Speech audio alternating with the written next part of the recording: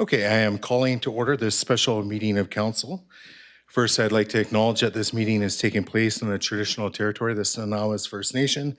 First item on our agenda is adoption of the agenda, so I'll simply make the motion that the April 13th, 2022 special council meeting agenda be adopted as presented.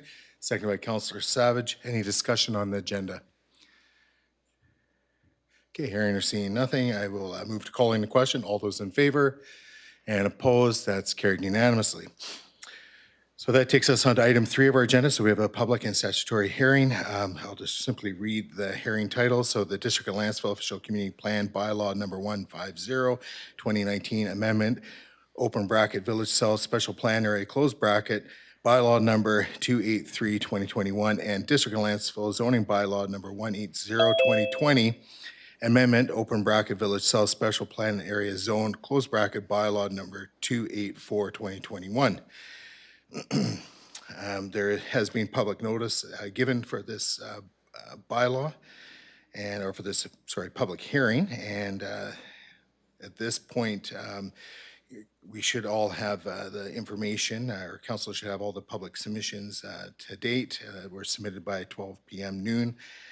And this is all part of the public record to be shared with council, as we know. So at this point, I will be opening into the public hearing portion of our meeting. So good evening, and on behalf of council, I'd like to welcome everyone watching the live stream, participating in the public hearing remotely via Zoom and in the council chamber.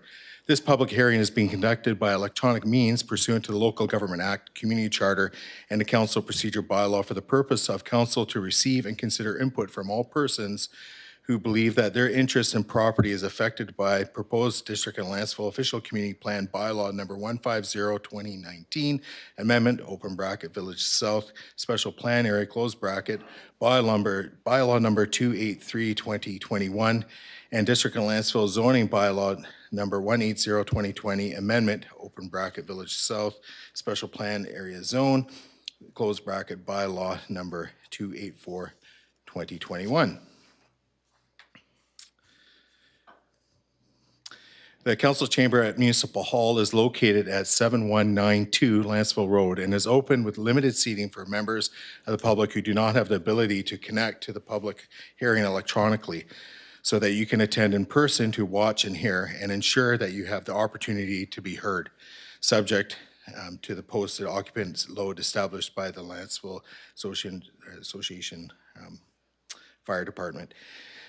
We have adapted our public hearing procedures tonight to facilitate remote and in-person participation. If you wish to speak and have not registered, we ask that you register now. For those of you who are watching via our live stream, please note that you can still join the Zoom webinar to speak to Bylaws 283 and 284 by going to lantzville.ca and clicking on April 13th in the calendar. Click the View Details and follow the instructions to register following the Zoom webinar link provided, and join the meeting before the hearing for Bylaw 283 and 284 is closed. Those in council chamber who wish to speak can register by signing the first opportunity speakers list located on the table at the entrance of the council chamber. Those who have pre-registered via Zoom will be given a first opportunity to speak, and when those registered in the council chambers, and then those registered in the council chambers. All speakers list will be managed by staff in person from the council chamber. All registered speakers will have up to 3 minutes to speak. I will let speakers know when you have 30 seconds left and when your time is up. Speakers participating via Zoom will be asked to unmute by staff when your name is called and muted again once you have concluded your remarks. Do not put your phone on speaker. Do not hang up or leave the webinar if you wish to speak a second time. Members of the public will be provided an opportunity to be heard on matters related to only Bylaws 283 and 284. No one will be, nor should they feel, discouraged or prevented from making their views known. Those in the gallery, please refrain from talking, turn off your phones, and clapping will not be permitted, so everyone has the opportunity to hear. Once the first opportunity speakers list is exhausted, I will call for a second time speakers who have new information to present and wish to speak again. Remote participants who wish to speak again will be asked to use the Zoom raise hand feature to indicate that you would like to speak. This function can be found in your webinar controls. Speakers in the council chamber must sign the second opportunities speakers list. If you are participating by phone, the raise and lower hand function can be activated by pressing *9 on your keypad. During the public hearing, I ask you to restrict your comments to the proposed bylaws and be as brief and concise as possible. We are asking speakers to respect a 3-minute time limit in order that everyone who wishes to speak this evening has the opportunity. Speakers are permitted to speak more than once if they are providing new information or additional information. Please note there can be a lag between the meeting live stream and the Zoom webinar. Following the close of the public hearing, council must not accept or consider further submissions or comments regarding proposed bylaws 283 and 284. If you have questions, please direct them to district staff. I will now proceed to the public hearing for agenda item 3A. This public hearing is being convened to consider proposed District Lantzville Official Community Plan Bylaw number 150-2019 amendment, open bracket, Village South Special Planning Area, close bracket, bylaw number 283-2021, and District of Lantzville zoning bylaw number 180-2020 amendment, open bracket, Village South Special Planning Area zone, close bracket, bylaw number 284-2021. At this public hearing, any person registered remotely or in council chamber who believes that their interest in property is affected by proposed bylaws 283 and 284 shall be given an opportunity to be heard on matters contained in the bylaws. However, it is important that all who speak at this meeting restrict their remarks to matters contained in bylaws 283 and 284. It is my responsibility as chair of this hearing to ensure that all remarks are so restricted. Members of council may, if they wish, ask you questions following your presentation.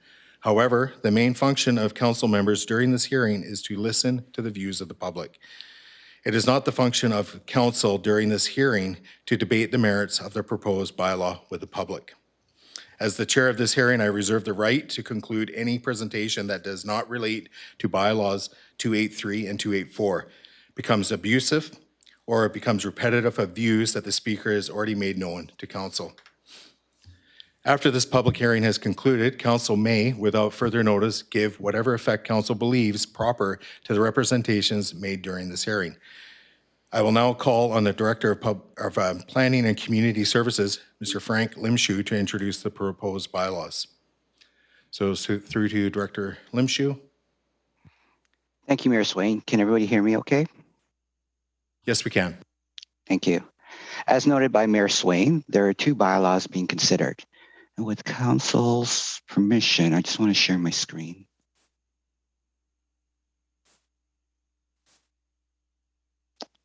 Are you able to see? Yes, we are able to see the shared screen. Perfect. So as noted by Mayor Swain, there are 2 bylaws being considered, Bylaw 283 and Bylaw 284. Both bylaws pertain to the same properties and relate to the same project.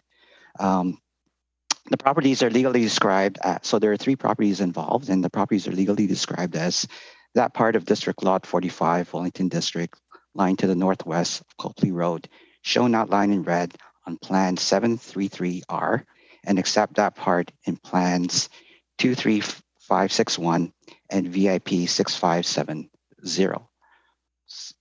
So that's this property here.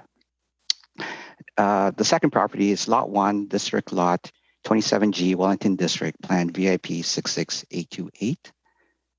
And that's this larger parcel here.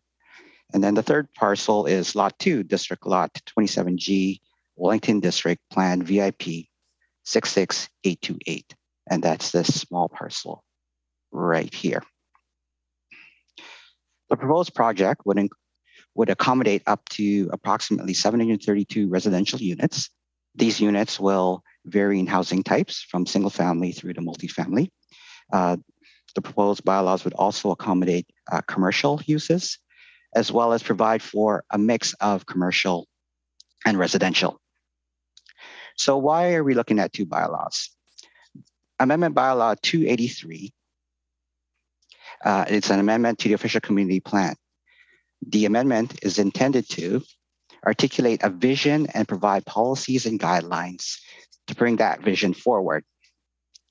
Generally, the policies covers such items as transportation, open space, stormwater management, servicing and infrastructure, age-friendly planning, greenhouse gas emissions, and design. Within these policies, there are also visual aids, and these include a conceptual plan, building images, cross sections. And again, these are all meant to assist with outlining the vision for the lands, as well as outlining what needs to be considered in guiding development on those particular properties. The second bylaw, Bylaw 284, amends the zoning bylaw. So the zoning bylaw is basically what I refer to as the nuts and bolts bylaw. This will amend the zoning of the property. So bear with me for 1 sec.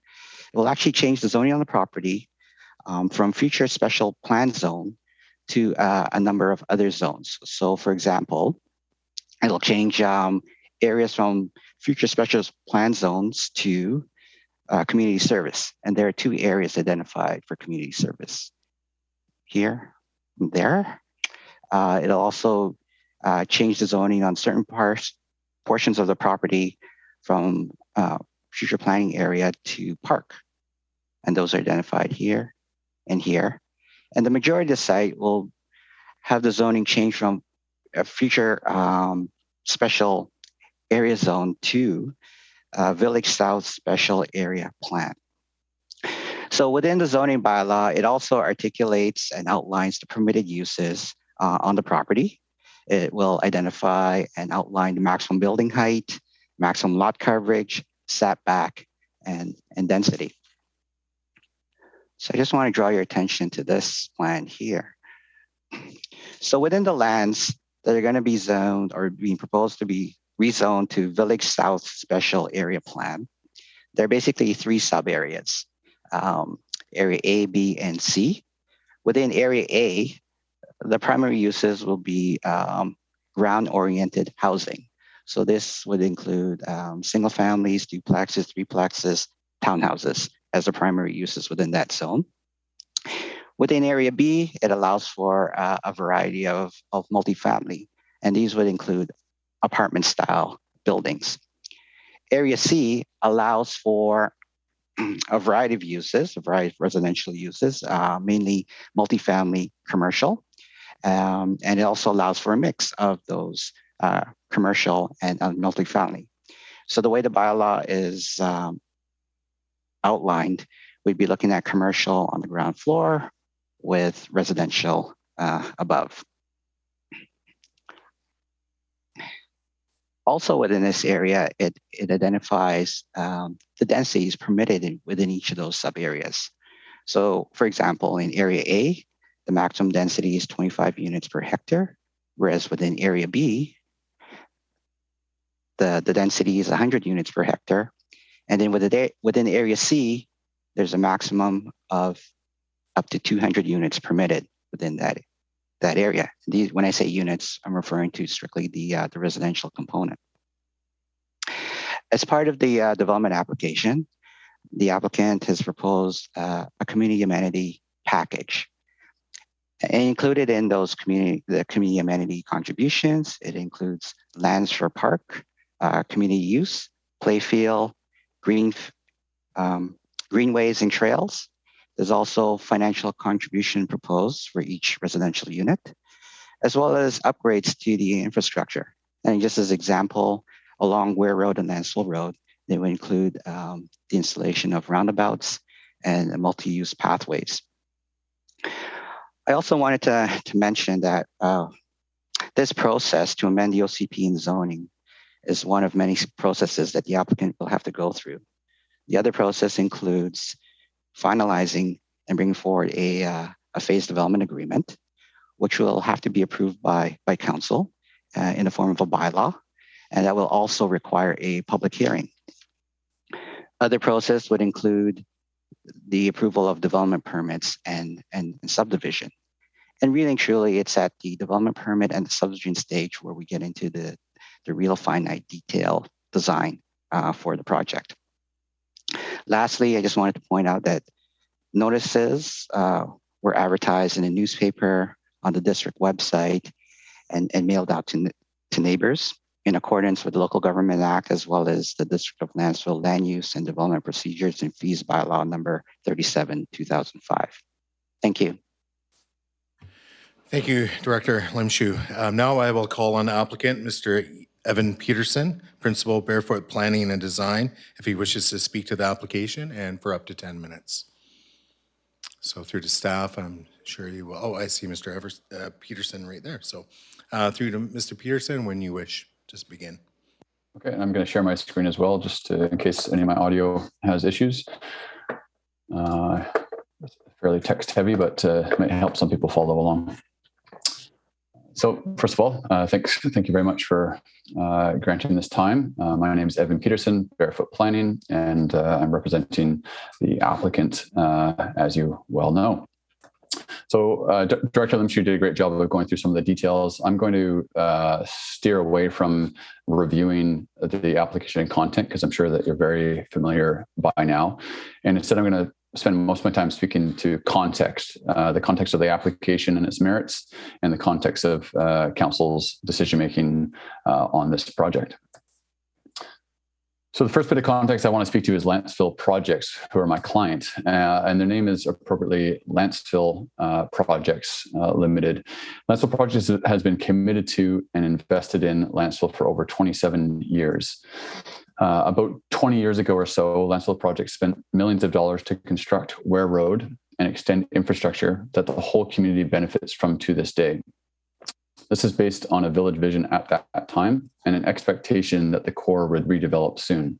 The present value of these investments is over $10 million, in addition to property taxes over those 25 plus years. And now 20 years later, there's been no return on those good faith investments for Lantzville Projects. And I don't say this as a sob story or anything like that, but just as useful context. Lantzville Projects has resisted, in response to that, highly profitable suburban development models over time in the hopes of creating a proper, high-quality village in the district. And now here we are with the application for the Village South. So just to speak to the context of the Village South a bit, as Director Limshu just pointed out, the current zoning, the current council amended the zoning bylaw in order to remove single-family zoning from this site and incentivize the creation of a special area plan and rezoning application for a viable and vibrant village consistent with the OCP. Excuse me for 1 second. The special area plan designations in the OCP serves two real main purposes. One is to allow for site level analysis and planning, so site level solutions, and the other is to accommodate more compact uses and relieve pressure off established neighborhoods. Today, we are proposing a comprehensive village plan that is consistent with the OCP and reflective of the community's vision and goals. The proposal includes diverse housing, mixed-use areas, high-quality streetscapes, and extensive community amenities and benefits. I'm not going to go through this in detail. I'm just going to have a few visuals here. So this is the concept plan. And as Director Limshu pointed out, the special area plan is focused on providing a vision and policies and guidelines to guide future applications at the development permit and subdivision stage that will determine a number of the details that appear to be sort of here, but this is illustrative of that concept and of those directions. So as an example, the exact type of building or residential use could change. Alignments of certain roads could change. We've heard concerns about Lantzville School Road. That's something that will be turned over to the district, and it'll be up to the district to make the final decisions on whether that road exists at all, whether it gets, connects through for vehicles or not. So these sorts of details are typically and will be worked out at the next stages of this process. So overall, we envision a mix of housing types like cluster housing and small lot housing, really great for first-time home buyers and downsizing seniors, townhouses with you've seen the focus on design quality of outdoor spaces and of architecture, low-rise apartments and seniors housing that would cluster around the current and future village core. And then these mixed-use areas, which could have, some single uses like a grocery store, but could also have a lot of small-scale mixed use, creating a vibrant village with retail or commercial on the bottom and residential or office space up above. So I mentioned consistency with the OCP, and I know we'll hear this a lot, and I saw many letters referring to the numbers in the OCP. And I just want, from a professional planning standpoint, I want to point out that the anticipated housing units in the OCP are not density maximums. They're not a maximum density policy. That's not how they function. What they are is sort of a general, might be anticipated, and then there's a very clear policy that says that this should be dealt with at a site level basis. So at this point, these numbers are very outdated, and they're not based on any good planning principles that I can attest to. Beyond that, the application checks virtually every box in the OCP and the special plan area policies. And in cases where it varies, that typically came from, or maybe exclusively came from, discussion or feedback from the district, where there might be some tweak from what was initially envisioned during that OCP process. So just another thing to quickly touch on, to not go through in any real detail, but another thing that I've heard come up, or key issues, have been stormwater and drainage, geotechnical concerns, traffic and parking, and servicing and capacity. These things have all been addressed by professionals, both on the applicant side and on the district side. And each one of these topics will be dealt with again in more detail at the development permit stage, as we're looking at it on a parcel by parcel basis rather than on a site-wide basis. Stormwater, for example, has been addressed by Murdoch de Grief landscape architects, who are, a absolute leading edge best practice firm that focuses on stormwater management through innovative landscape-based solutions. The geotechnical study has identified some issues, but these issues are issues that exist all over the place in viable development context, like the town of Sydney, the city of Richmond, where there may be clay or things like that. But you just need to know these things so when you go to build it, you take the proper precautions. And that's what's been flagged in those reports. Traffic and parking, again, will be addressed on a parcel by parcel basis, and the WAT report speaks to that. And same with servicing and capacity. Is going to be an increase in capacity, increasing the quality and the quantity of the servicing that's coming to the site, and also connecting through to other parts of Lantzville. Okay, final bit of context here, just around council's decision-making and where we're at today. It's 2022, and I'd say that we could all agree that the social, economic, and environmental contexts are profound. Socially, the district, the region, and the province need more housing and more types of housing, and not just more half-acre, $2 million homes. Economically, it's self-evident that the village redevelopment requires enough units to support a viable commercial core, unprecedented development costs, and the extensive amenities and benefits that have been and will be invested by Lantzville projects, which together is going to tally tens of millions of dollars.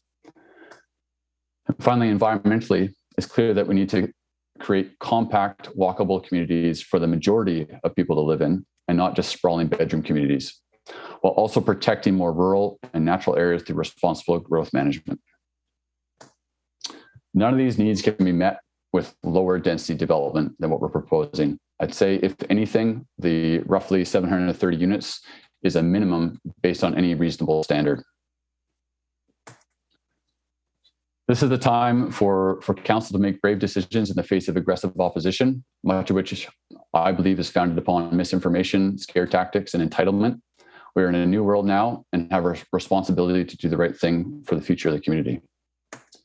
Thank you for your time, and I'll be sticking around to answer any questions.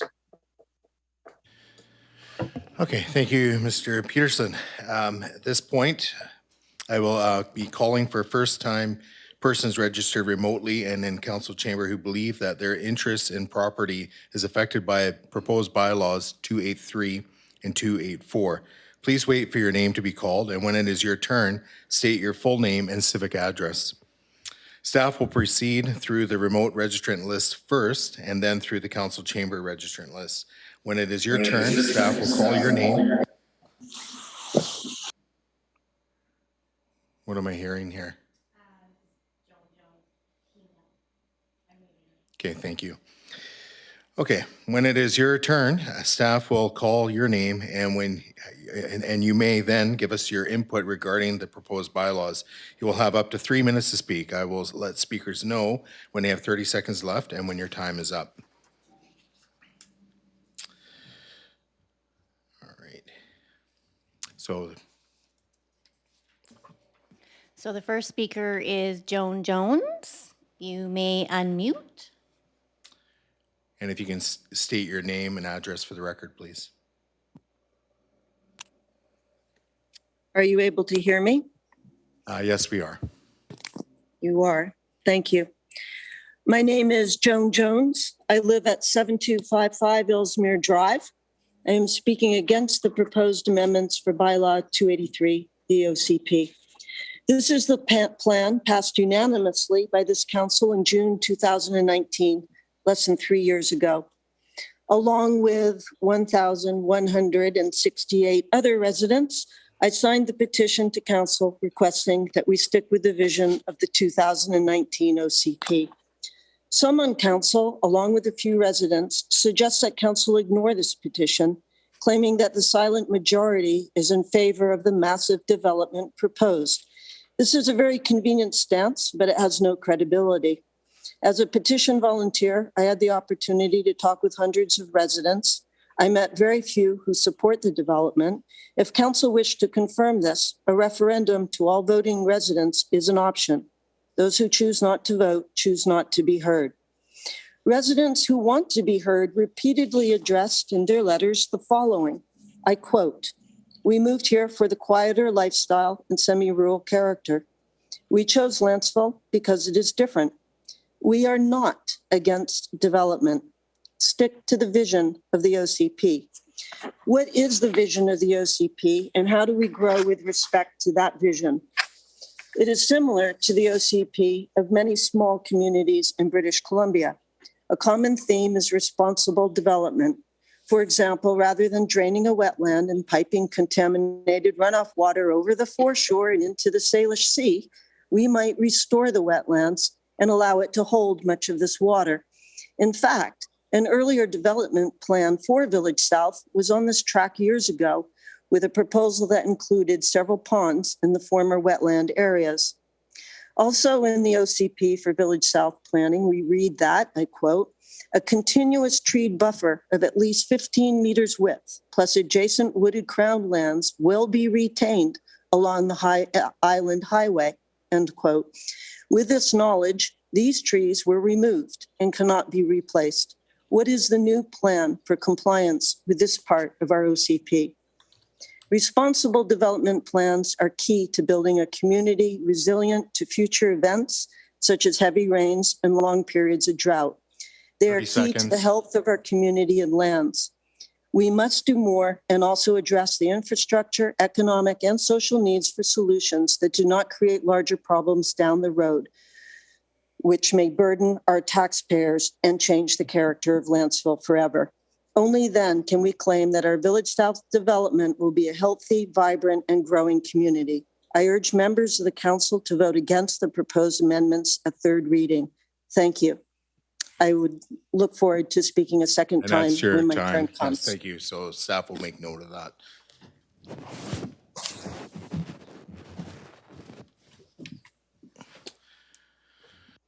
Okay, and through to staff, we'll call on the second speaker, please. And if maybe you can just let the next person on deck know that they're ready to go, that'd be good. Thank you.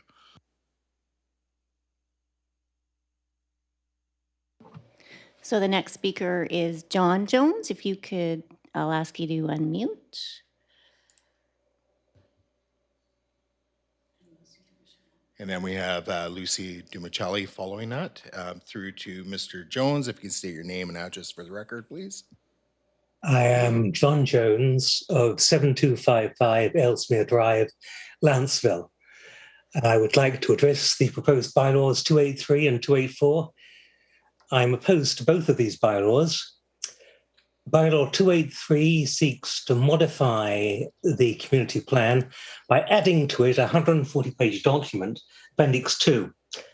Appendix 2 was prepared by Evan Peterson of Barefoot Planning on behalf of Lantzville Projects. And it seems strange that Lantzville should be adopting a bylaw that's been written by a third party on behalf of a developer. I would prefer our bylaws to be written by council and staff on behalf of Lantzville. Of course, that wouldn't be a problem if Appendix 2 were an objective representation of the facts. But it's not. There's a consistent spin in favour of the developer. To take one example, the land set aside for community use. Page 9 of the appendix helpfully suggests that this could be used to build a community centre. But council knows from the Lukovic Engineering Geotechnical Report that this particular patch of land is the least suitable part of the site for building due to the nature of the soil and the drainage. Still on the topic of the community land, the appendix claims on page 21 that the proposal meets the requirement of 22% for parkland. But this figure is obtained by basing the calculation on net land area. In all previous cases, including the recent Clark Med development, council has based its calculations on gross land area. By this criterion, the developers are only committing 18.6% of the land to park, which is well short of the requirement of the OCP. Other parts of the appendix are in the nature of hopeful wishes rather than statements of policy. A grocery store would be nice, but the Banks report gives us no reason to think it could be economically viable.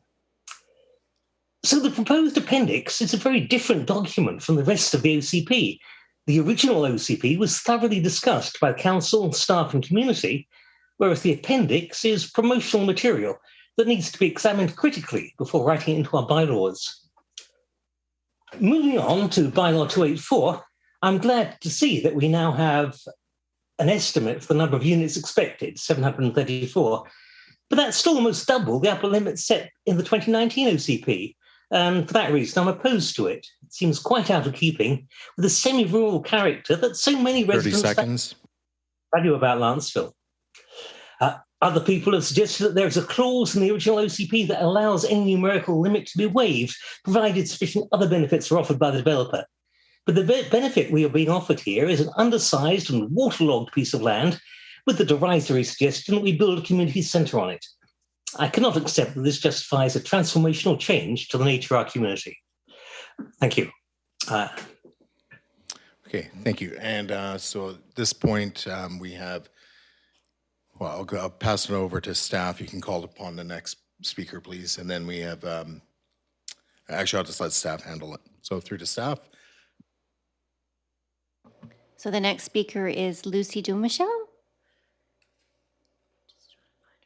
And if you can state your name and address for the record, please. I don't know if she's, No, I can't. Okay.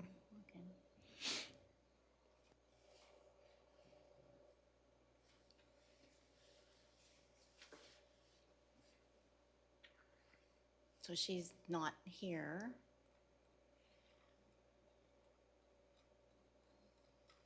Do you want to go to the next speaker? And sure, we'll move to the next speaker on the list. So it'd be number 5. the next speaker on the list is Warren Griffey. He's not there either. He's not registered or He's registered, or not but listed, on. sorry.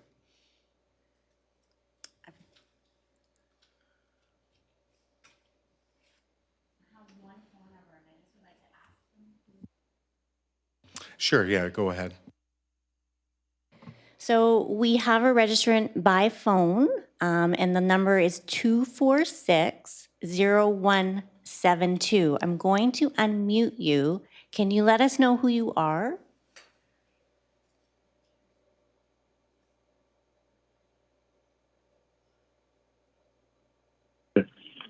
Hello.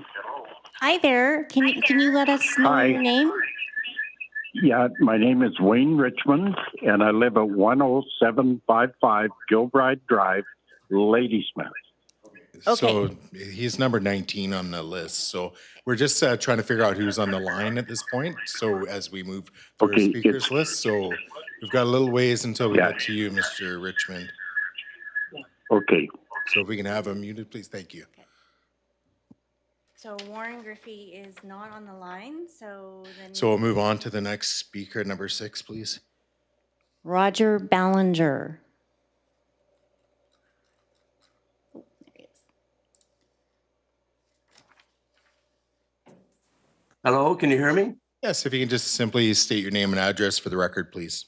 Yeah, my name is Roger Belanger, and I live at 8180 Southwind Drive. And I wish to speak to proposed bylaw 283 for the OCP amendment.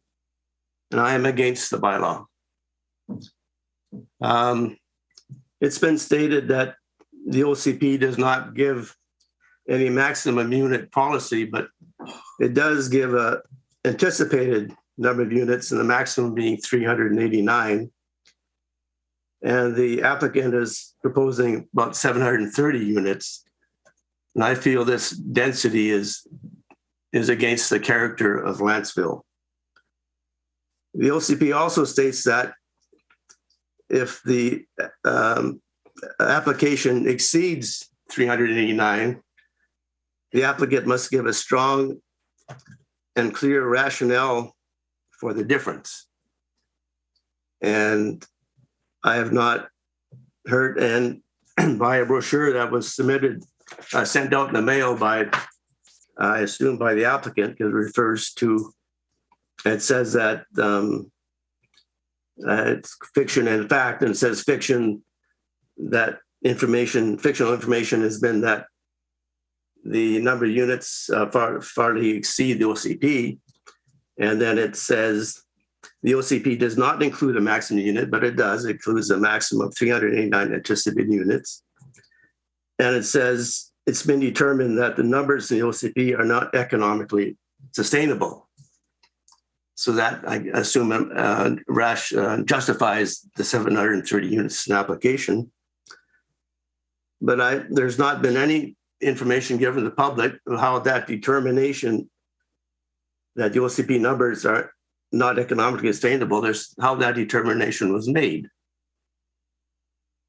And also, it's the wording in OCP says that the difference should also be subject to further public engagement.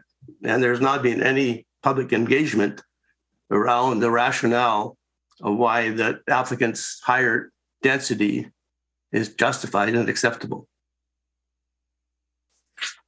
In this brochure from the applicant, another fictional information it states is that the village development will not update Lantzville taxes.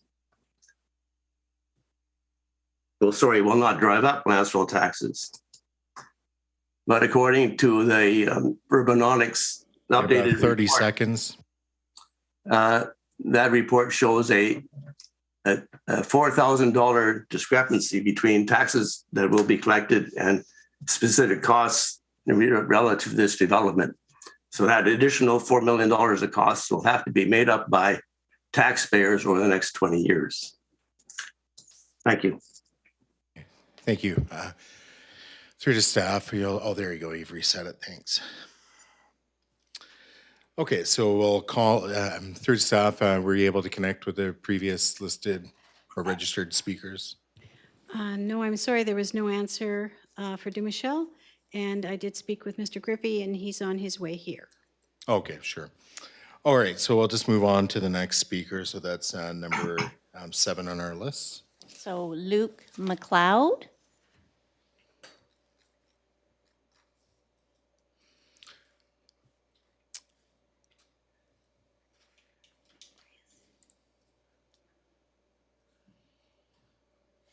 Hi, everyone. My name is Luke McLeod, and I live in Lantzville at 8354 Bayview Park Drive. Tonight, I'm speaking in opposition to bylaws 283 and 284, particularly the density and seniors housing. I'm not against development in Lantzville. Development's inevitable, but let's be clear about what the official community plan and what the community wants.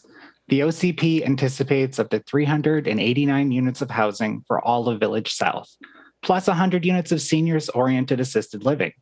For the area in this specific proposal, that works out to 451 units total with the seniors housing.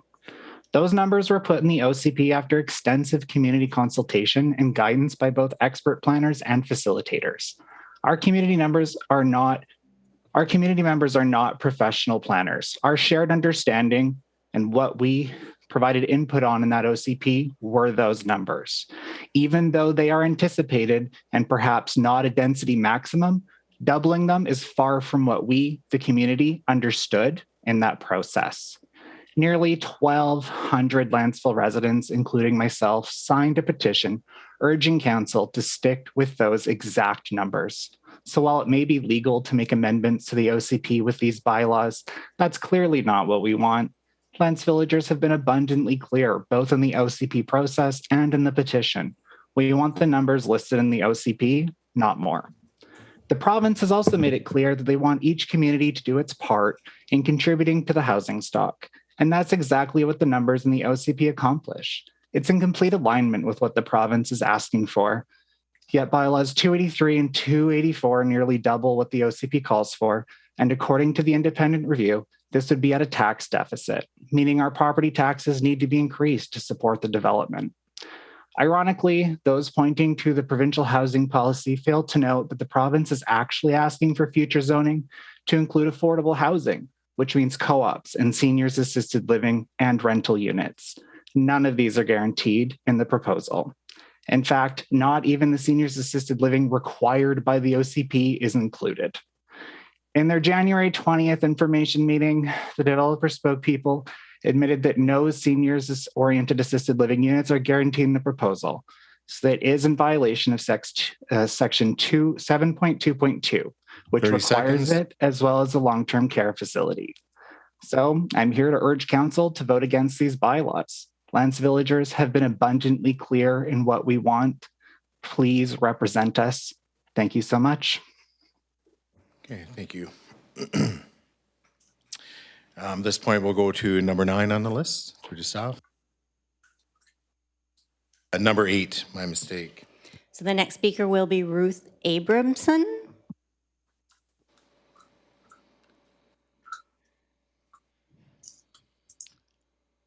Hi, can you hear me? Yes, we can. If you can just state your name and address for the record, please. Yep, it's Ruth Abramson, and I'm at 7174 Sebastian Road. I'm speaking against the bylaw amendments that are the subject of this meeting.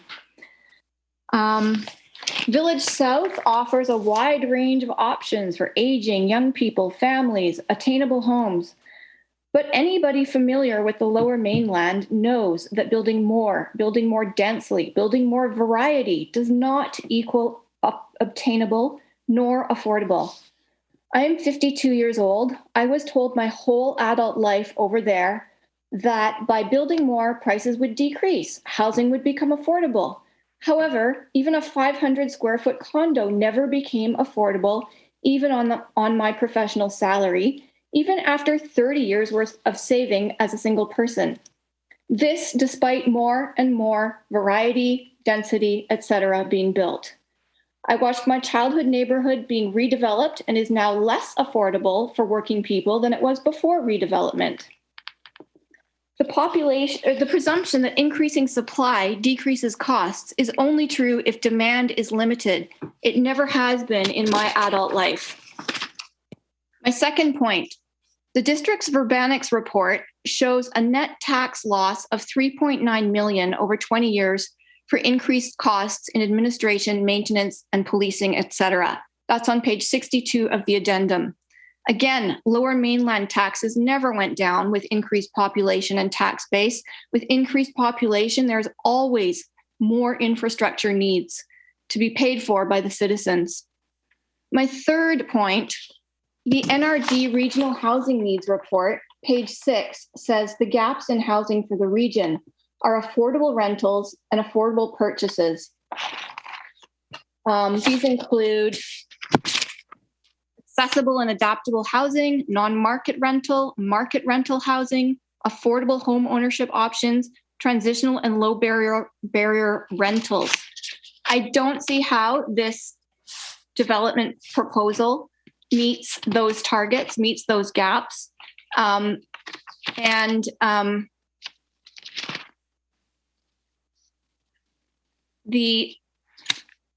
It looks like it's more for those who are going to come here and can afford to come here versus those who live here.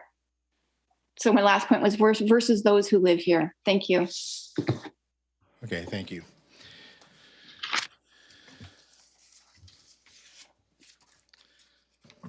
Okay, the next speaker is Jude Snaden. Did I sound like an idiot? Still, she didn't mute me.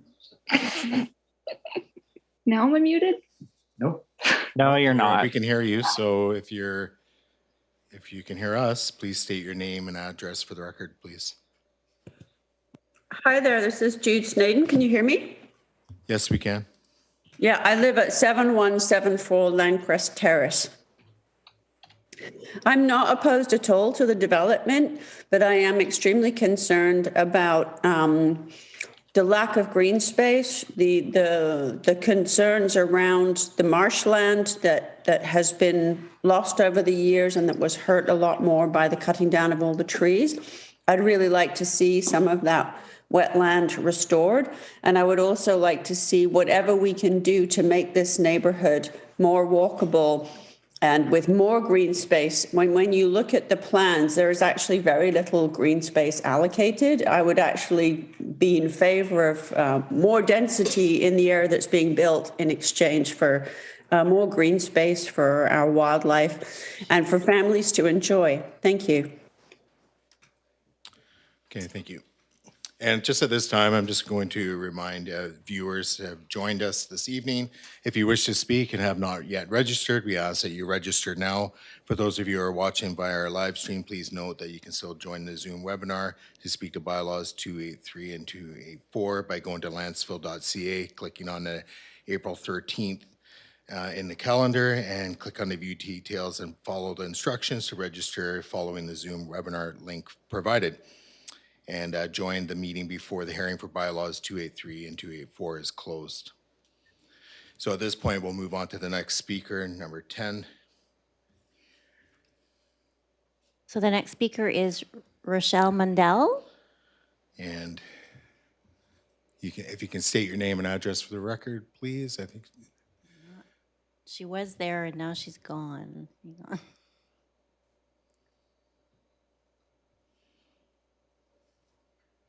There she is. Hi there, can you hear me? yes, we can. It's a little bit distorted, but go ahead. If you can state your name and address for the record, please, and reset the timer for staff. Hi, my name is Rochelle Mundell. I live at 6711 Alder Road. I'm here today to implore you to reconsider the Village South proposal, bylaw number 283 and 284 in its current form. I am in full agreement that this property should be developed, and in doing so could add value and sustainability to our village. I'm certain that you have had the chance to review all of the submissions, the over 200 letters, and the over 1,100 signatures on the petition. There were many themes that arose from these, including those about density changing our village into a city, separating the school with a road, green building standards not being met, lack of green space, increase in taxation, increased RCMP costs, fire protection costs, environmental protection, parking, traffic increase and flow, noise, loss of the semi-rural community, distinction from Nanaimo, water supply, drainage concerns, no guarantees for seniors housing, and so on. Let's learn from other municipalities who use processes that include advisory committees who collect input from community members and have that steer decisions around major development proposals. Thus far, there have been the required information sessions with little opportunity for residents to provide input into the process. Yes, we have all written letters, but why hasn't the district encouraged a working group representing a diversity of opinions and ideas? This is done in many sectors. Please take a step back from this evening's meeting to reflect on the clear message from the community. Then may I suggest some discussion about amendments to this proposal that would help align this amazing development opportunity with the vision of the OCP. I believe together we can develop a proposal that will create a village core that can include seniors housing and even pockets of high density mixed use housing. I think this all can be done in a way that would still be profitable for the developer and our municipality. I hope that you will allow for that opportunity. Thank you. Okay, so through the staff, we'll go to the next speaker, number 11. The next speaker is Hans Larson. And he's not signed in. So you want to go to the next one and we'll give him a try?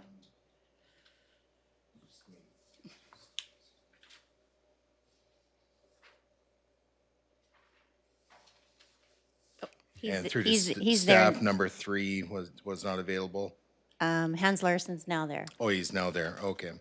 And then just while we're talking on it, on the topic is number 3, Lucy Dumicheli. Did staff ever make contact? I know number 5 we have in the gallery now. Number 3, I phoned the number given and there was no answer. There's no answer. Okay, thank you. It went to voicemail. I left a message. All right, so we'll move to the speaker then. So Mr. Larson, if you can state your name and address for the record, please. My name is Hans Larson. I live at 7010 Owen Road.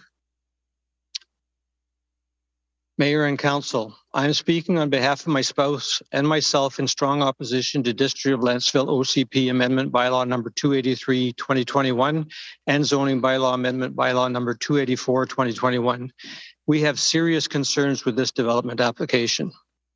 We have joined the 1,167 of our fellow residents in signing the Lantzville Community Association sponsored excessive density petition, which was submitted in person to the district on Monday, April 11th, along with 170 letters to mayor and council. Let me begin by saying that it has often been difficult to get fulsome answers from both the applicant's planner and the district's planner. The applicant is playing it like it's this plan or nothing. As evidenced by our official community plan, many in the community agree that some changes in the downtown area could be beneficial, but what is acceptable is all about scale. Our OCP anticipated a maximum of 351 housing units. That's 389 prorated to 90%, plus up to 100 senior supportive units. In order to get more than this, the applicant needed to provide a clear and strong rationale to the district and then convince the public that the rationale provided was indeed clear and strong. How the applicant convinced the district to accept a maximum of 732 housing units with no senior supportive housing units, we don't know. But they haven't been able to convince a large number of the residents, again, 1,169 signatures, that we couldn't have a somewhat less dense Village South and still have it be vibrant and sustainable. The application for a maximum of 732 housing units is way above, that's 2.1 times the 351 prorated units anticipated in the OCP. And that doesn't include the 100 senior supportive housing units, which may or may not be built on Village South. There is simply no rationale strong enough to justify that large an increase. What actual proof did the applicant provide to the district that this number of units is absolutely necessary to create a vibrant and sustainable village? The whole special area plan process is backwards as it relates to the anticipated number of housing units. Further public engagement is required, but the applicant wasn't even planning on providing feedback. What we heard from each of the 4 public information that they held over the 3 years, and it wasn't until public pressure was applied that a single-page summary for each meeting quietly appeared. Since the public information meetings meant to obtain public input were held after the second reading, where council is supposed to ask all their questions and possibly suggest changes, including the density, it makes it very unlikely that even if there is a high level of concern regarding the number of units, that there will be any changes. I will hold my comments for my second opportunity. Okay, Thank you. That's your time. Thank you. Okay, and at this time, we'll go to number 12 on the list. So the next speaker is Vinyak Vatzel. And you're on this. Okay, and Mr. Vatzel, if you can state your name and address for the record, please. Hi, can you hear me? Is this working? It is working. Yeah. Great. My name is Dr. Vinayak Vatzel. I live at 7174 Sebastian Road. and I am opposed to the bylaws that are under discussion today. I should like to start my comments by maybe saying that I'm not, as a general thing, opposed either to density or to development. I spent most of my life in a city. Vatzel, we're having a hard time hearing you. It's very echoey, and I don't know if you have your speakerphone on or. Is that better? The headset was hello. Or someone's not muted. Maybe it's Mr. Bellinger. If you can, perhaps, or staff can mute. Okay, and we'll add the time back on Mr. Vatzel or Dr. Vatzel. Okay, let's have another try, and hopefully we've taken care of the sound quality. Great. Is my sound working? Oh, that is much better. Yes, thank you. So Great. You can continue. Or actually, if you could start from the beginning, because honestly, I had a very difficult time understanding what you're saying. Right. So what I was saying was that I'm not, as a general thing, opposed to development or to density. I grew up in a city with something like 20 million people packed into the area of not much bigger than Nanaimo. And I've spent all of my time in Canada living in Vancouver, so in an apartment building. So I am no stranger to density, and I'm not afraid of it. I've tried to review this application to the extent that it's possible with the somewhat limited materials that have been made available on its merits, and I find I'm not persuaded that it's the best thing for the district. My concerns are many. I will just start with the first one, which is the finances.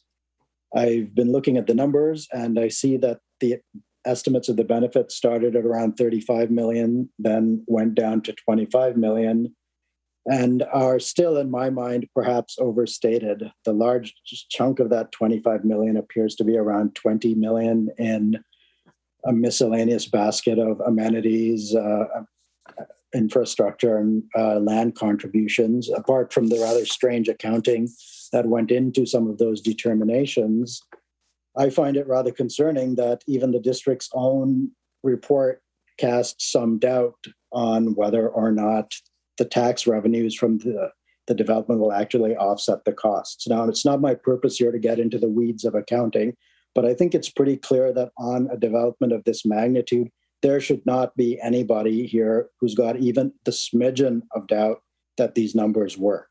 And here I'm not seeing just a smidgen of doubt. The numbers are really very suspect. I am sort of shocked that this got to this stage without an accountant taking a look at these things a little bit more carefully than the district appears to have been done. I think for Lantzville, we can do better than this. I'm just not seeing the value in a bunch of land whose quality is questionable, whose value going ahead is questionable, and and a bunch of tax revenues that don't seem to be particularly generous when one thinks about the actual costs, most of which have not actually been accounted for in the proposal. So that's my first point, is that I really do not think, looking at the numbers to the extent that they've been made available, which is not very much, that this is not a good deal for the district. You have 30 I'm happy seconds. happy to look at more numbers if they're made available, but what's there is not convincing. I'll save the rest I have to say for my next time. Thank you. Okay, thank you. So at this point, we'll go to number 13 on the speaker's list. We'll just get it queued up. And if Mr. Green, if you can state your name and address for the record, please, and staff will unmute you. We're almost there. Okay, Mr. Green, if you state your name and address for the record, please. Hello, can you hear me? Yes, we can. Oh, thank you. My name is Roger Green, and I live at 6625 David Place in Lantzville. Yes, you may proceed. And just 2 seconds, Mr. Green, if staff can just reset the timer, please. Thank you. So you have 3 minutes starting now. So I'm reset. Thank you very much. My comments are more general than specific. We've heard a lot of specifics tonight, so let me start with some generalities. The Village South development will transform the architectural desert, which is the current village, not into a replica of North Nanaimo, which is rapidly becoming a city of apartment buildings and unaffordable housing, but into something that is uniquely identifiable as Lantzville, a place with a diversity of housing and amenities fit for a diversity of people, encompassing groups of all ages and economic spectrum.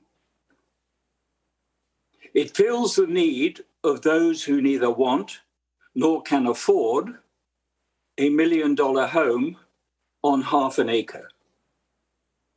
The mix of population and ease of pedestrian access makes the proposal of a commercial core a viable one, though, in our opinion, a place of coffee houses and specialty shops rather than a supermarket anchor store. But time will tell on that one. The obligation of council is to listen to every citizen who wants to be heard, not just those with the loudest voice.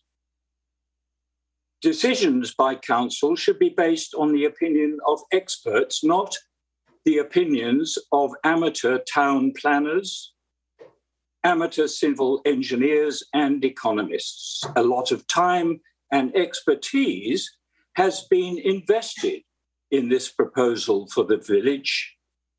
I, for one, wish to see it succeed. In the 19th century, during the Industrial Revolution, the Luddites were opposed to technology. They feared the loss of their old way of life. They destroyed machines, but they were unable to slow its progress. There are Luddites in Lantzville today who oppose progress for the same reason. 30 seconds. But I believe that they too will fail. Thank you for your attention. I yield back the floor. All right, thank you. So this time we'll go to number 14 on our speakers list. So we have Deborah Mellenchuck. And if you can, if you can state your name and address for the record, please. I think we're searching for that caller. And she's not logged in. Okay. So staff will, I think, attempt to make a phone call, and at this point, we'll move on to number 15 on our speakers list. Which is Deirdre Love.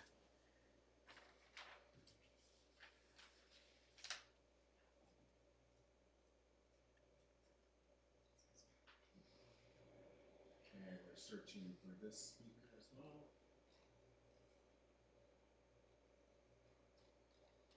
And Deirdre's not logged in. Okay. So at this point, staff will again attempt to contact the listed speaker. That takes us on to 16 on our list, or sorry, 16 on our list. So Brenda Ramshaw.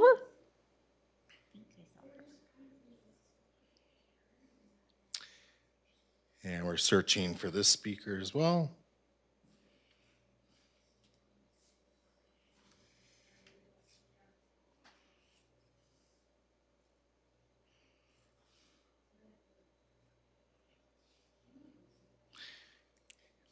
And Brenda is not logged in. All right, so staff will be making yet another call, and that takes us to number 17 on our speakers list. We have Mr. Brent Edwards.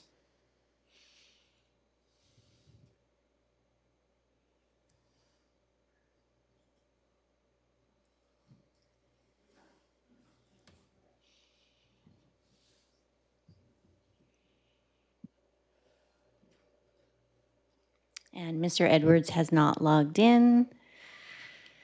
So we are now down to Peter Richmond or Wayne Richmond. I'm not sure which one was on the call. Same number. Oh, sorry, it's the same phone number.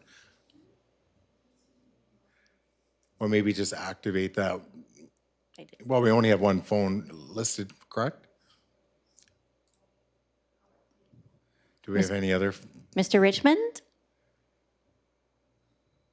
And you have to unmute him. I did.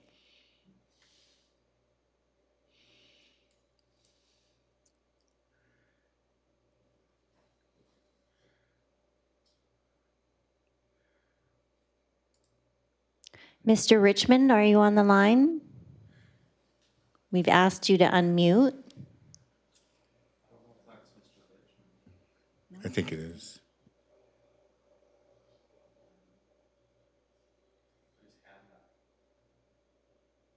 Hello? Yes, Mr. Richmond. If you could just state your first name, please. Yeah. Peter and I are both supposed to be on there at the same time or at different times. So but I'll assume you're sick for Wayne this Richmond. evening. Yeah, so you're Wayne Richmond. Okay. Then. So if you can just state your Yep, name and address Wayne for the record, and then staff will reset the timer here, and then you'll have 3 minutes. Okay. My name Go is ahead. Wayne Richmond. My address is 10755 Gilbride Drive, Ladysmith. Go ahead, Mr. Richmond. Okay, I'm actually speaking towards the commercial section of this project. My wife, Harmina, my son, Peter, my daughter, Kathy, own and operate the 49th Parallel grocery stores in Duncan, Chemainus, Ladysmith, and Cedar. We're a family-owned business since August of 1977, 45 years.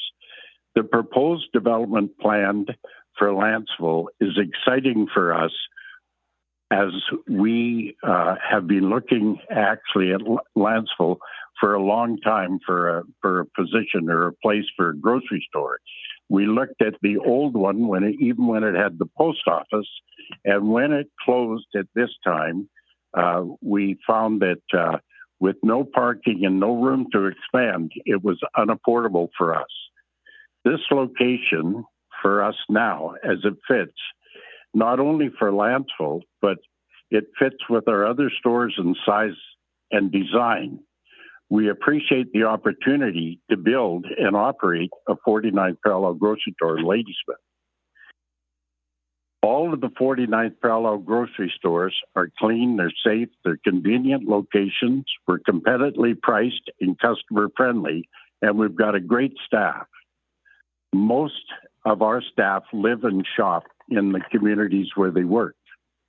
All 49th Parallels, as most friends and customers know, are very community oriented, and we get involved in each community that we are located. I personally feel, given the opportunity to open a local grocery store at this location, would be a great addition to the present commercial core of Lantzville. I feel Lantzville is ready for its own grocery store, and we would love to be at this location. The new Lantzville store that we propose is not a gigantic one. It'll be similar in size and design as our Chemainus and Duncan store. And I invite anyone wanting to know who the 49th Parallel is to visit our stores, especially the new Duncan store, or the new grocery store in Duncan. Okay, I cannot think of a better location.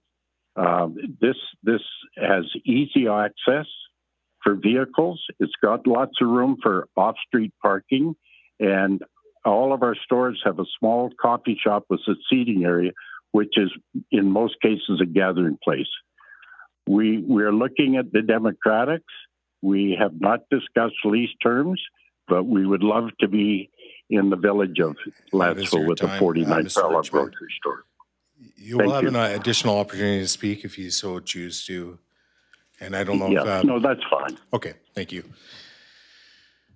Okay, at this point, through the staff, any of the individuals that we've passed, have they made contact before we move on in the speakers list? I've made contact with two who have declined. One that I've left a message for and just sent a text message. And there was one in the middle there. I haven't phoned Brenda Ramshaw. Is she on? No, she's off. Okay. So I have one more to call. I'm going to do that right now. Okay, thank you. So we'll move on to number 21 in the list through to staff. So the next registered speaker is Neil Smith. And we're just looking for Mr. Smith on our list. And Mr. Smith is not signed in. However, Mr. Mayor, if you would allow, oh, lost it. There was one phone number and it's gone now, so we won't worry about that one either. Okay. All right, so we'll move on to 22 on our list. So that is, well, I'll let you announce and connect. Rick Rathy.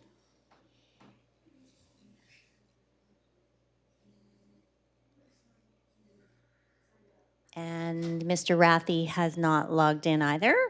Okay. So our next speaker is John Little. Okay, and actually, before we go to the next speaker, I'm just going to reiterate that if you do wish to speak and you have not yet registered, we ask that you register now. For those of you who are watching our online via our live stream, please note that you can still join the Zoom webinar to speak to Bylaws 283 and 284 by going to lantzville.ca, clicking on April 13th in the calendar, clicking View Details, and follow the instructions to register following the Zoom webinar link provided, and join the meeting before the hearings for Bylaws 283 and 284 is closed. And what I will do, since we may help in facilitating the connection of some of the speakers, is I'm just going to read off the people that are upcoming. So we have Tammy O'Rourke, Susan Bibbs, Jen Marks, William Lorenzen. Sorry. So if we have Mr. Little online, is he there?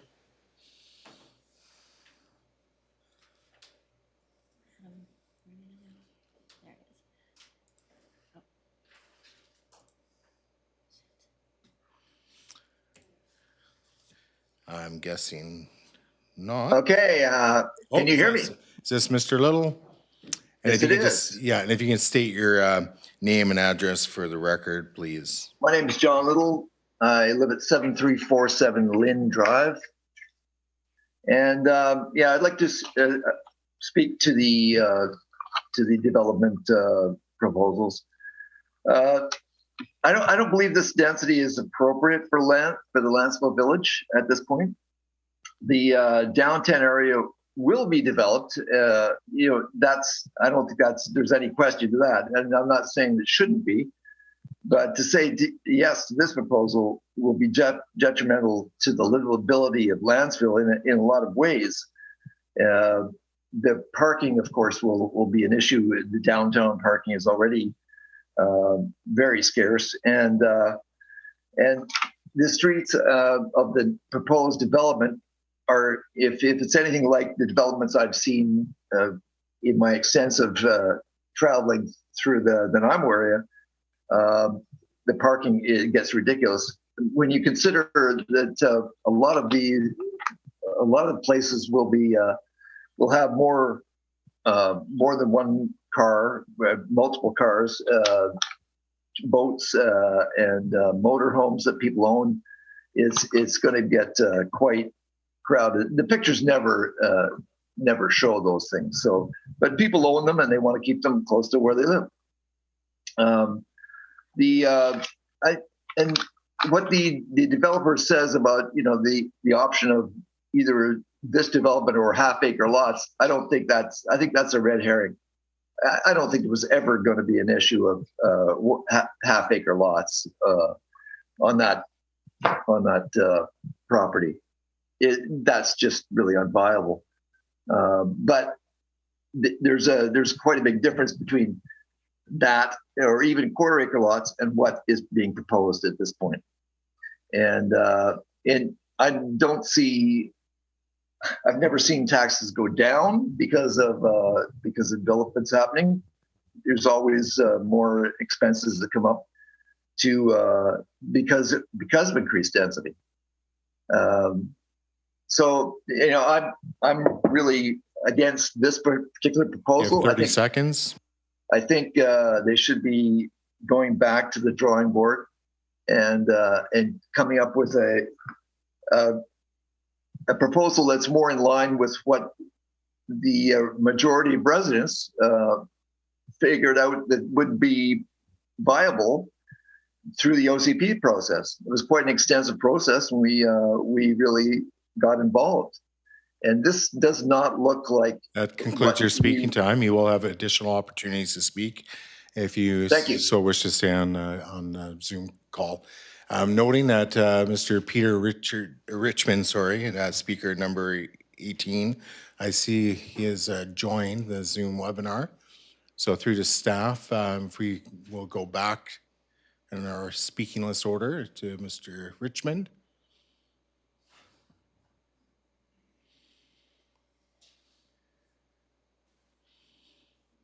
And Mr. Richmond, if you can state your name and address for the record, please, and then you have 3 minutes. Yeah.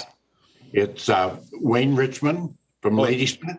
Okay, we're back to you, Wayne. Mr. Richmond, Yeah. You've already spoken in the first time speaking round, so you'll have an opportunity to, I thought it might have been I think it was your son.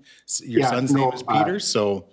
No, my son, he's actually quite sick this evening, so he's got to bow out. Sorry. Okay. So, Mr. Richmond, we'll call upon you when we go to second-time speakers.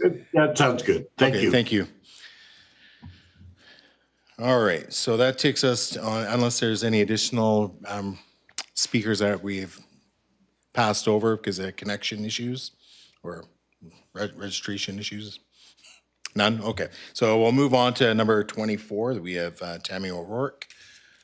And I see your name up on the screen. So if you can state your name and address for the record. And I believe you're muted. I don't know if staff muted you or if you, okay, you're unmuted now. So go ahead, name and address, please. My full apologies. I thought I was registering just to watch the session, not to talk. So I have nothing to say. No problem. All right, so that will take us on to number 25. So we, through to staff. So we have Susan Bibbs.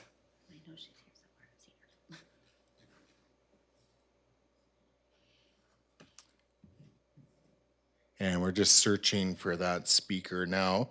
And next we have Jen Marks, William Lorenzen, Patrick Graham, Bibby Graham. Hello? Yes, who do we, this is Ms. Bibbs. So if you can state your name and address for the record, please. Okay, just one moment. I was as well. I wanted to join in just to view, but... Well, you can just simply view, or if you have something you'd like to add as public input, this would be your time. Okay. So just briefly, I'm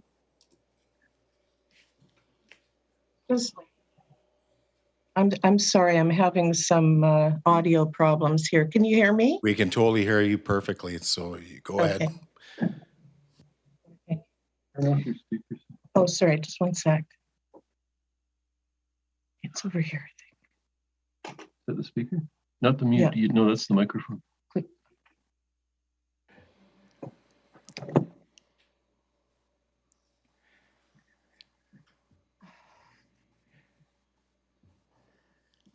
Okay. And just through the staff, if you don't mind just resetting the speaker time, please. Thank you. And Ms. Bibbs, when you're ready to go anytime. Okay. As I say, I'll keep it simple. Just having come back. Oh, I'm sorry. I'll turn off the speaker and then you talk. Okay. Your audio is coming through just fine on our end, if you can hear me. I just wanted to voice my opposition to the Village South development for the density it's pushing. My feeling is that I would really like to see council adhere to our OCP mandated by the taxpayers of Lantzville. The other day, I went on the BC government website to sort of dig into the OCP definition and sort of background. And a quote really stood out to me, and I'd just like to repeat it here. After the adoption, and this is from the BC government website regarding the OCP, After the adoption of an official community plan, all bylaws enacted or works undertaken must be consistent with the plan. Now, in a nutshell, that's how I feel. We have a comprehensive OCP that was recently mandated and passed, and the people of this community had input into that, and that was in 2019, not that long ago. So I would really like to see that any development in Village South adheres to the OCP policies and density guidelines. Thank you. Okay, thank you. All right, so that takes us on to number 26 on our speakers list. And that is Jen Marks. I don't believe she's here. And Ms. Marks is not signed in. Okay. All right, so at this time, we'll call on number 27. This is William Lorenzen, and then we have Patrick Graham, Bibby Graham, and Colin Forrester. So if we can go to number 27 on our list, please.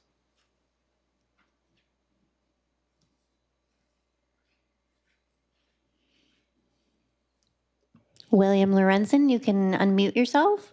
I believe he's there. Yeah, so if you can just state your name and address for the record, please. Okay. My name is William Lorenzen. You had it right the first time, Mark.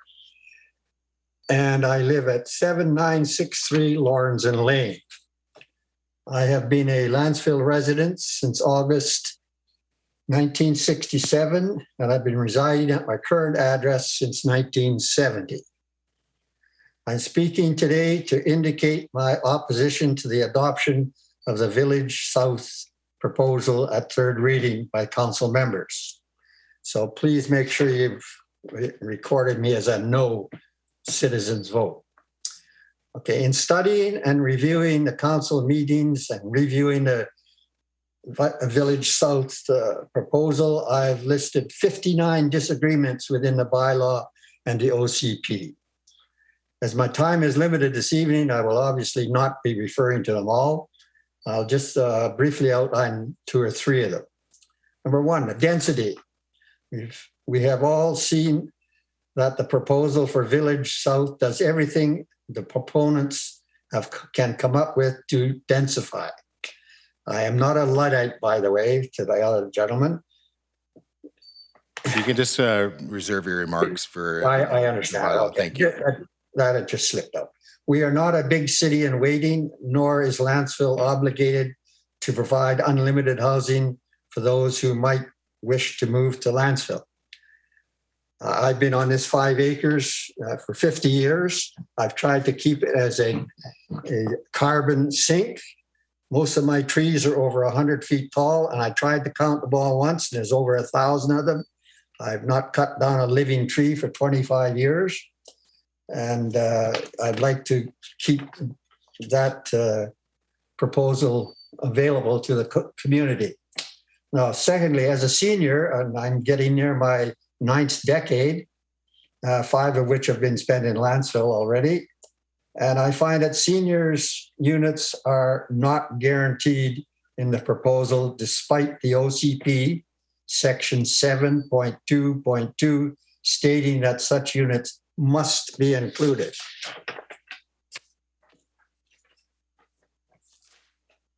My third point I'd like to make is that council members recently received the Urbanics report. 30 seconds.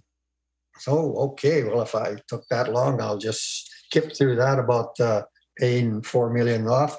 I'll close off with saying that I'd like the council members to reflect on the clear cutting of the Village South area some months ago with obviously no regard to the environmental or wildlife impacts.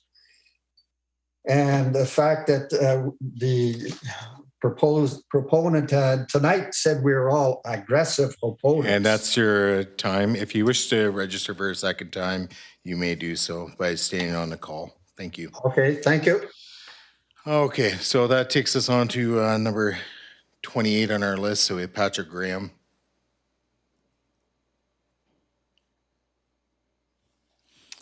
And we are searching for that. Mr. Graham is speaker. not signed in. Okay, so that takes us to the next speaker, which is number on our list 29, Bibby Graham.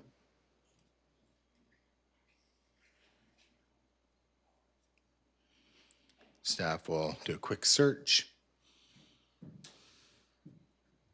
And Bibi is not logged in either. All right, thank you. And then we have the next speaker being listed as Colin Forster. Staff will look. Okay, I see that Mr. Forster's logged in there, so we'll just unmute.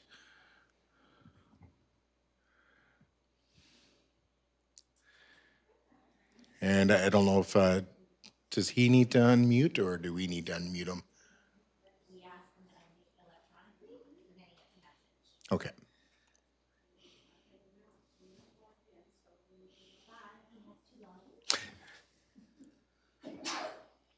Sorry, he's not logged in? Oh, okay. There we go, double login. And if you could just unmute, okay, thank you. Hello. And Mr. Forrester, if you can just state your name and address for the record, please. Hi, James Colin Forrester, 6741 Phillip Road. Thanks for having me.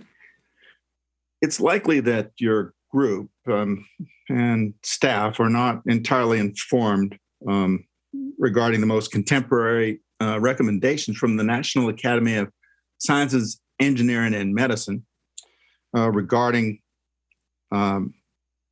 teachings of proof of concept research ongoing to establish sensible and robust seniors care here in Canada. We refer to seniors now more as older adults as opposed to seniors. Care in our residential communities is key for quality of life and the promise of being able to age in place and die in place in long-term care and seniors living. For-profit older adult care has failed by all accounts in several countries. If the intention of caring for older adults who have strong family and extended family and friendships in Lantzville is part of government's involvement in housing, then it does seem likely that the current for-profit warehousing method would prove to be a failure here as well. These are neither persons are not available in our labor force as trained nurses, technical personnel, nor physicians. We have a dramatic disruption of our labor force in care, particularly for senior citizens. Infectious diseases have run rampant in our overcrowded and underfunded, understaffed attempts at older adult care. So, Mr. Forster, I need you to make your remarks in relation to the land use that's being proposed under Bylaw 283 and 284.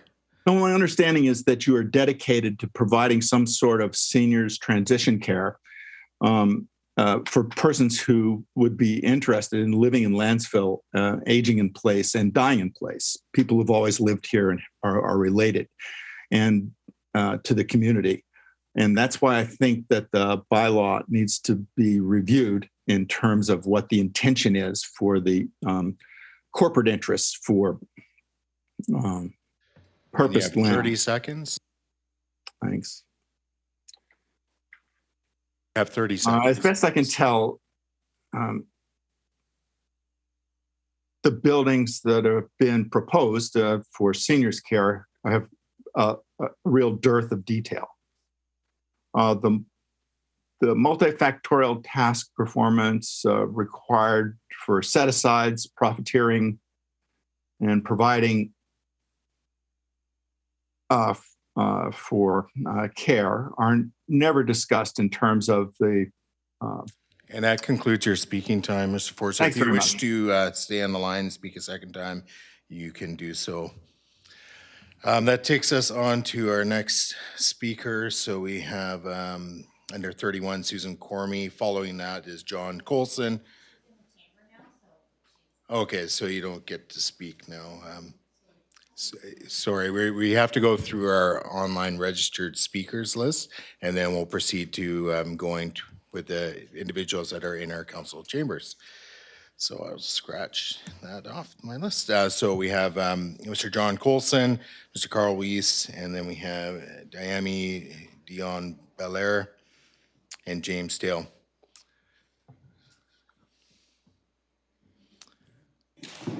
So I see Mr. Colson's on the screen. So if you can just state your name and address for the record, please. Can you hear me? Yes, we can.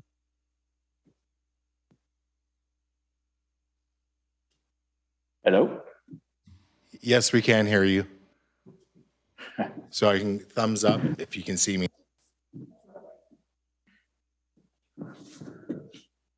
Sorry, let's try that again. Can you guys hear me there? Sure. And if staff can just reset the speaker sign, please. Okay, thank you. And whenever you're ready. Okay, John Colson, 7835 Superior Road. I am speaking in opposition of both these bylaws tonight. As I took the afternoon to try and figure out what I would speak of. There's quite a great deal of content that one can start researching, but ultimately where I ended up was a high level question and asking what's in it for existing residents. That took me to three main points. First off, density. It's a reoccurring theme. That's no surprise to anyone. It's the big elephant in the room. There's lots of chatter about compliance with the OCP, et cetera. There was even a newspaper clip from the vice president of Urbanics saying that the Village South proposal is very, very low density. So let's cut to the marrow of that and look at numbers rather than words. So I like to look at population density, which is essentially how many inhabitants per an area of land. I then can use that as a comparative to other known cities and towns and essentially get an idea of what Lantzville will look and feel like compared to somewhere else. So what do the numbers say? Village South is 0.2327 square kilometers. If we use the population target for Village South from the Newcastle Servicing Report, that's 2,040 people, we get an equivalent population density of 8,766 people per square kilometer. Data from the Fraser Institute shows the city of Vancouver having a population density of 5,493 people per square kilometer. So 5,493 people per square kilometer for Vancouver versus 8,766 people per square kilometer for Village South. So in effect, that portion of Lantzville will have a population density greater than Vancouver. As you read further on that table, they list New York City. The population density of New York City is 10,935 people per square kilometer. So it's hard to see how this proposal is indeed very, very low density as stated by Urbanics. 30 seconds. When the proposal, in fact, has us on a path to create an area of Lantzville, which will have a density greater than Vancouver, almost approaching New York City. I'll save my other 2 points for the balance of my time for second, third. Thank you. Thank you. And again, at this point, I will just again reiterate, if you wish to speak and you have not yet registered, we ask that you register now. For those of you who are watching via our live stream, please note that you can still join this Zoom webinar to speak to Bylaws 283, 284 by going to lantzville.ca, clicking on the April 13th in the calendar, click the view details and follow the instructions to register following the Zoom webinar link provided and join the meeting before the hearing for Bylaws 283 and 284 is closed. And next on our speakers list, just going down the list, we have Mr. Carl Weiss, followed by Diami Dion Belair, James Dale, Ivan Burville. So, Mr. Weiss, if you can state your name and address for the record, please. Carl Weiss, 6909 Normal Drive. And I just wanted to voice my support of what we're doing here tonight, and thank everybody for joining and giving their opinions. And the only thing that I would add to it is that I believe we should, without a doubt, have senior housing, senior care involved in this and guaranteed. That's all I have to say. Okay, thank you for your comments. That takes us on to number 34. So this is Diami Dion Belair. Hopefully I said everything correctly. Is that person registered?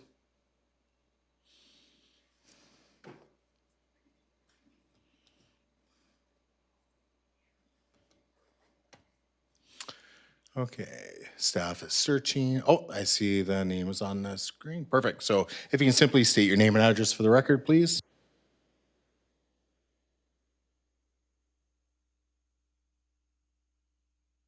And if you can hear me, we can't hear you at this time.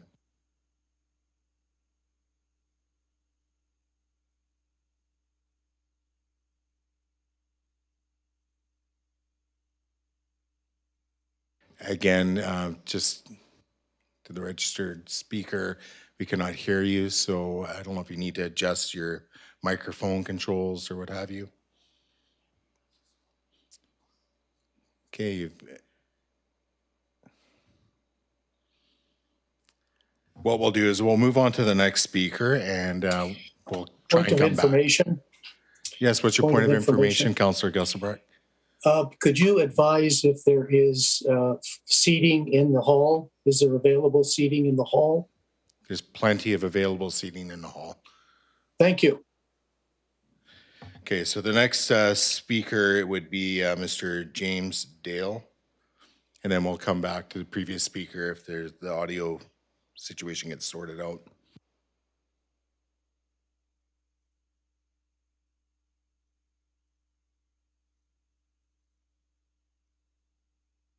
And we're just searching for the next speaker.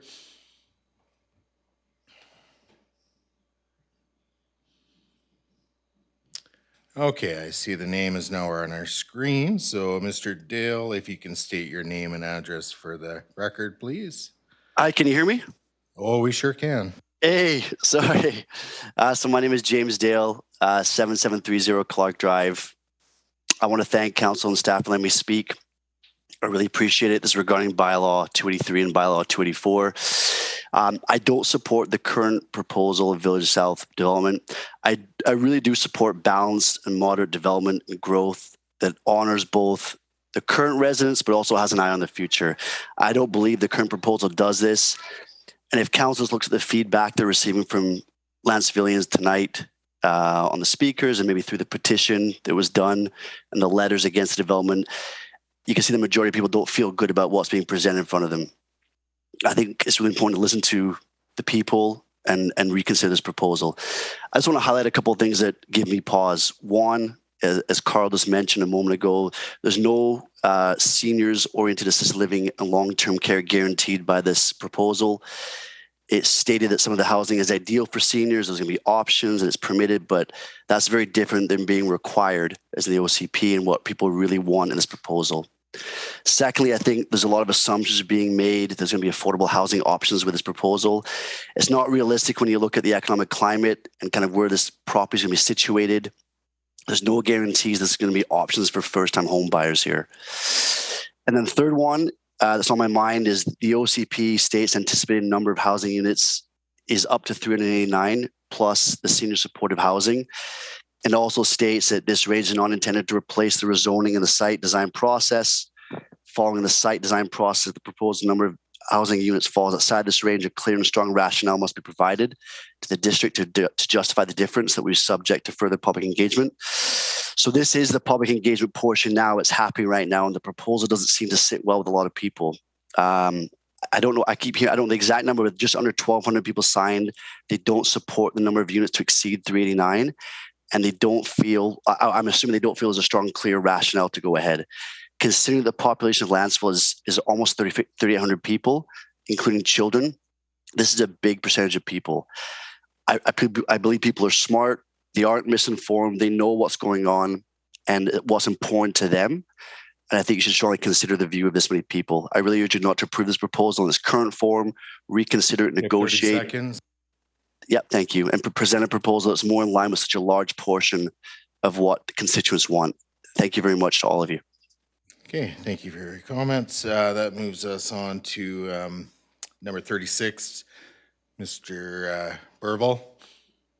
Do we have yeah, I see the name on our list. And just through to staff, have any of the speakers that were registered that we have not connected with added back onto our list? Okay, thank you. All right, so Mr. Burville, you have 3 minutes. Please state your name and address for the record. I'm sorry, it's Ian Burville, 7638 Lantzville Road. I didn't intend to speak at this, so I'm one of the people that just wanted to sit back and listen in. If that's what you wish, that's totally fine here. So thank you for viewing our public hearing. So that takes us on to number 37. So we have Becky Sanders, and that's followed by Heather Middleton, and then William Allen and Glenn Dunsworth. So, do we have a, through the staff, is everything okay technically there? Yeah.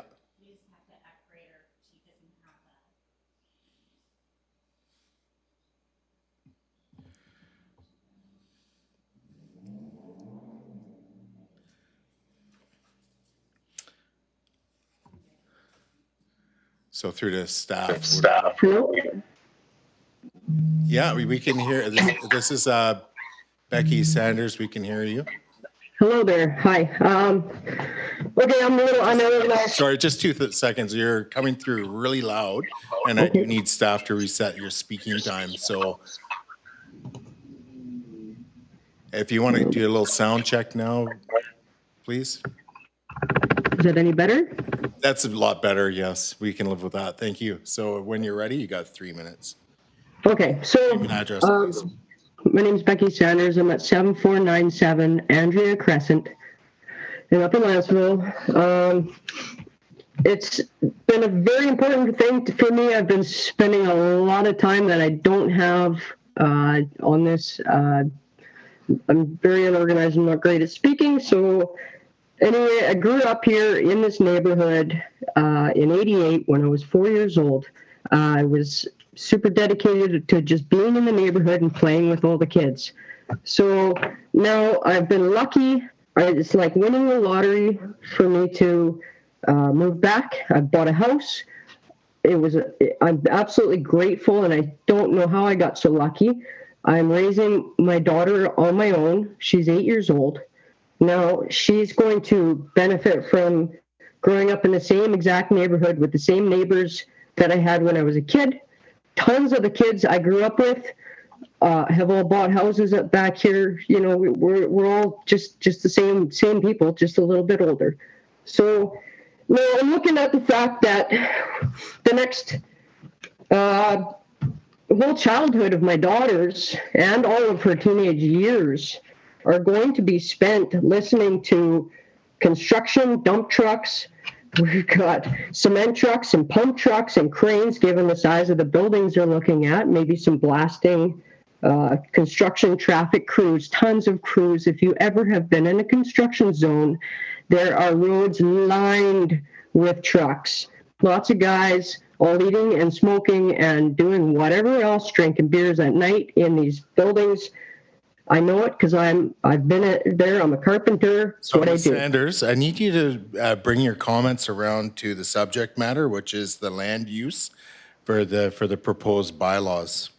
Okay, so the OCP is now being proposed as double what makes sense. Like, you know, it's only been a matter of time since that it's going to be developed, makes perfect sense. I'm for developing. I think it's a great idea. We need workers. We need people who work. We need services. We need doctors, lawyers, vets. We need dentists. We have none, you know. So we definitely need more people who serve. You have 30 seconds. And but we need a plan. Like, there needs to be a good plan. We can't do it like Qualicum and Parksville, where they just go in like hillbillies and weed out all the poor people. We need to have an actual plan. And this whole OCP has no details, no plan. There's nothing. It doesn't show anything about anything. So how do we vote for this or even feel good about it? Because who knows? Ms. Sanders, that concludes your speaking time. If you wish to stay on the line, you can speak for a second time when it's indicated. All right, so that takes us on to our next speaker. So number 38 on our, or sorry, 39 on our list, which is Ms. Heather Middleton. And staff will search.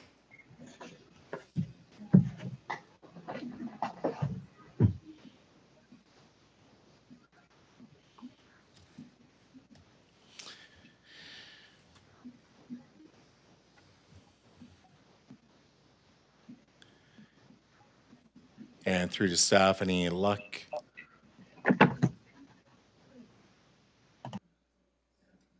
So Miss Heather Middleton is not logged in. Okay. So at this point, we'll move on to William Allen. I believe I saw that name up on our screen. Hi, can you hear me? Sure can, Mr. Allen. And if you can just simply state your name and address for the record, please, and then you'll have 3 minutes. I'm William Allen, 7700 Lantzville Road. I'm speaking against the proposed bylaws, and I don't need to repeat all of the reasons that so many others have. It's looking like it's going to be a long night for you. I think that council have all of the information and the wishes of the direction of the ratepayers. I just wish that they would husband my interests rather than a developer's profit motive.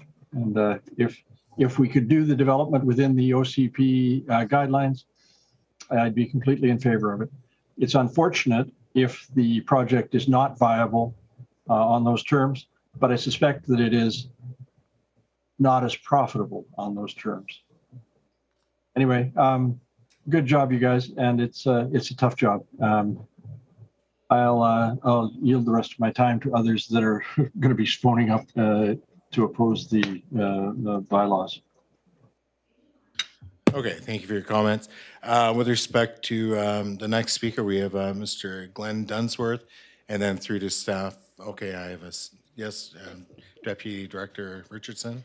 Sorry, we have number 34, Diami Dion-Belair. Not sure if I'm saying that right. He has logged in by his phone and he'd like to try again. Yes, my apologies for not following up on Mr. Dion-Belair. So go ahead and you'll have 3 minutes. Just state your name and address for the record, please.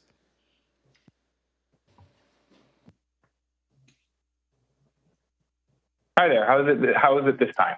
Perfect. You may go ahead. You got 3 minutes. Perfect. Diami Dion-Belair, 7452 Thick Road. So I want to say that I'm opposed to bylaws 283 and 284, but I'm not opposed to developing this site. I'm quite concerned by some of the details outlined in the Lakowich engineering report. It identifies that, quote, an area of unfavorable ground conditions exists in the northwest region of the property and suggests this area, quote, be used for non-habitable uses such as parkland or surface parking in order to avoid the costly foundation systems required for these subsurface conditions, unquote. This area overlaps with a portion of the property that would be assigned to the district of Lantzville for parks and public buildings contribution. It appears this proposal is attempting to shift the liability of areas that would be costly to develop and manage from the developer to the district of Lantzville and ratepayers. Some of my other concerns associated with this proposal is that there's no affordable or below market housing guaranteed by it, no senior supportive housing guaranteed. The proposed grocery store is not guaranteed and appears to be a little disingenuous. I understand the population in Lantzville is insufficient and is located too close to Nanaimo to be economically feasible. The proposed grocery store is also in a quote, area of unfavorable ground conditions, according to the Lakowicz engineering report, further calling into question whether it would be feasible to construct and operate. This proposal plans to discharge stormwater into the sea. I believe that the stormwater should be managed on site. From what I've seen, the tax revenues that are anticipated to be generated from this development do not appear to offset the cost. And the increased costs associated with firefighting equipment to accommodate these taller structures, I'm also concerned with that. I understand a ladder truck will be required, and the estimated cost is $1.4 to $2.4 million to the district.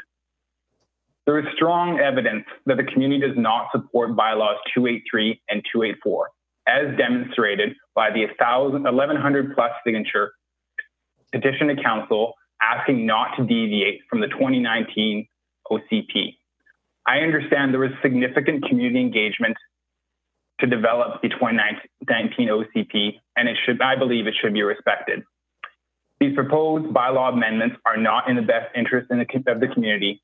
You have 30 seconds. The 2019 OCP and the current zoning for the subject properties are a better fit for the community and should not be amended. Thank you.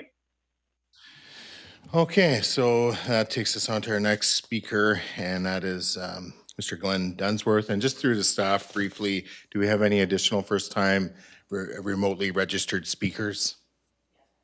We have 4. Okay, thank you. So we'll go to the next speaker, Mr. Glenn Dunsworth, and then we'll go through the remaining 4 registered online speakers or remote speakers. So Mr. Dunsworth, oh, I see you're up there. So we just need you to unmute, or staff unmute you, and then we'll be good to go.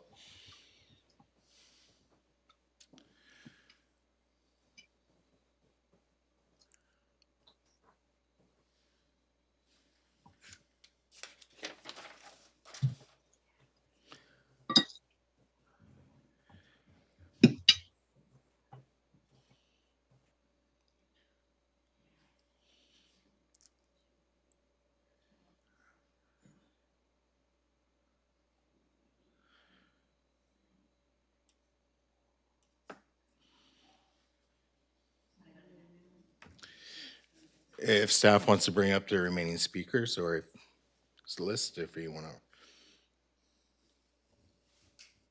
So the next speaker is Charles Lamb. Okay, so 42.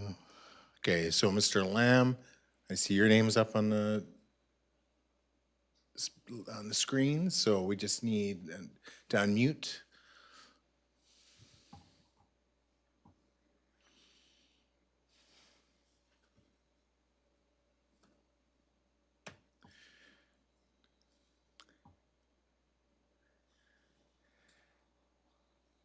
So through the staff, is it us that we can't unmute, or is he's not unmuting?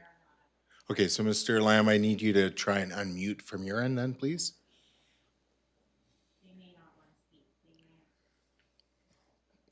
And then going back to the previous speaker, Mr. Dunsworth, if you're able to unmute.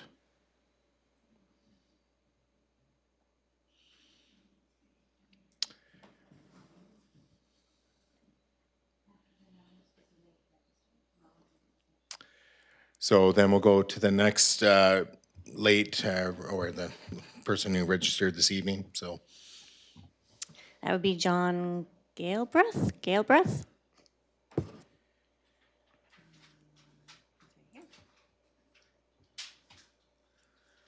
And he's on the screen, so.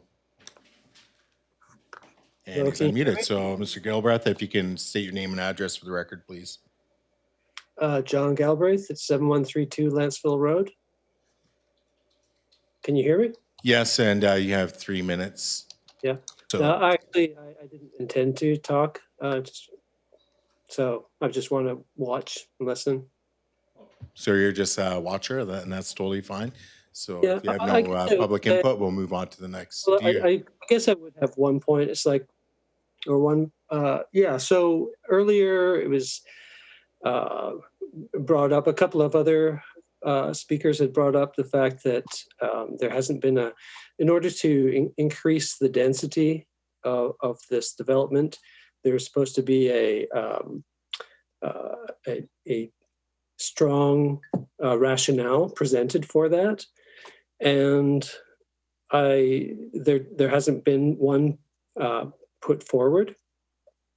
And so I was wondering if such a rationale is going to be presented, like a detailed financial breakdown of why this amount of density is necessary, and otherwise would not be, the original OCP numbers wouldn't be viable. Can we get that breakdown, that financial breakdown, that detailed financial breakdown of why this higher density is necessary? Because we haven't had that. It hasn't been brought forward, and I think that is absolutely required. That's all I wanted to say. Thank you. Okay. And we'll move to the next speaker. Elizabeth Gedert. All right. So, Ms. Gedert, if you're able to unmute, and then you can state your name and address for the record.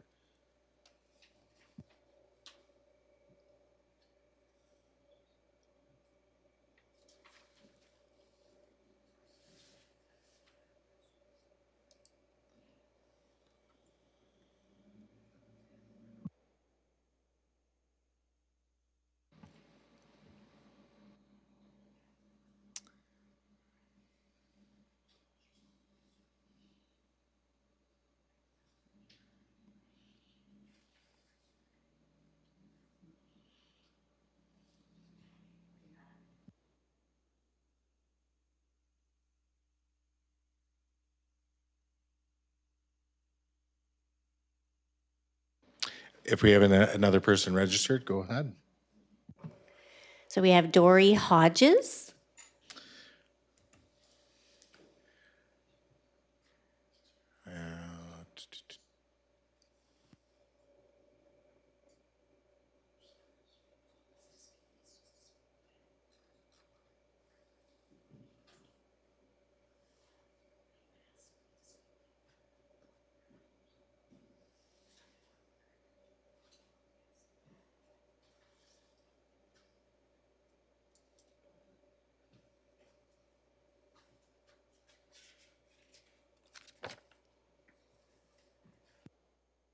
Dory Hodges, if you'd like to speak, can you please unmute?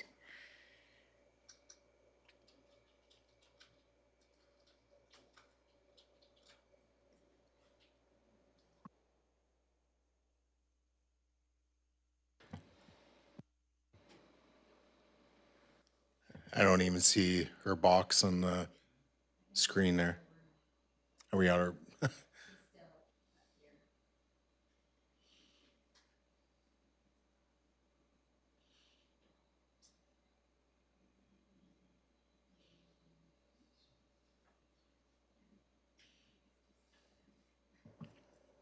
And the next speaker would be Donald Petty, if you could unmute.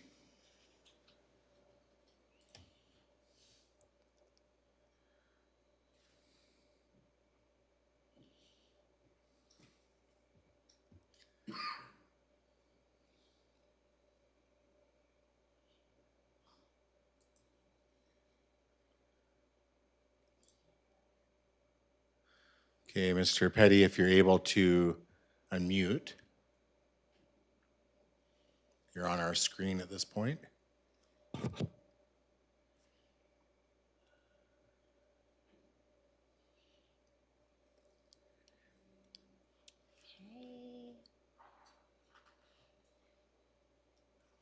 And then I have a Marta Devellano.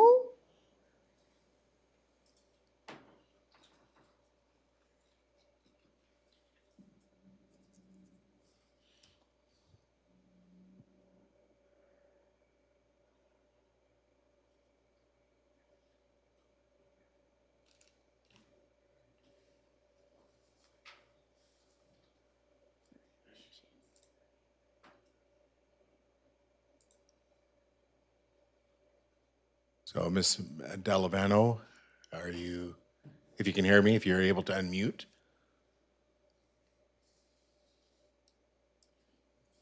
Is there something wrong here through the staff? Like, it seems unusual that we've had all these late registrants unable to. I don't have Connect. their phone numbers. The last 3 people I have phoned Okay. suggested they registered not realizing that it meant they would speak. They just wanted to watch. Okay. You may want to announce that they're still, if they're having trouble taking it off of mute, there's still room in the council chamber if they wanted to come here. Sure.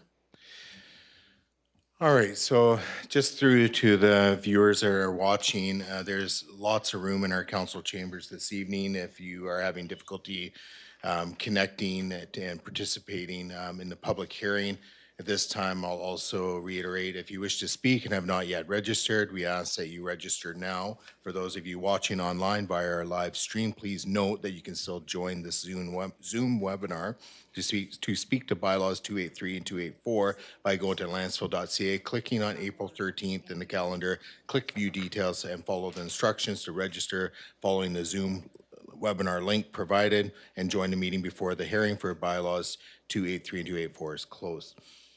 So through to staff, is there any additional remote speakers? Oh, we do have more. Okay, so So I have Ursula Vieira. and I'll just wait for her name to pop up on the screen. Okay, Ms. Vieira, if you're ready to go, actually you're unmuted, so you have 3 minutes, and just state your name and address for the record, please. My name is Ursula Vieira.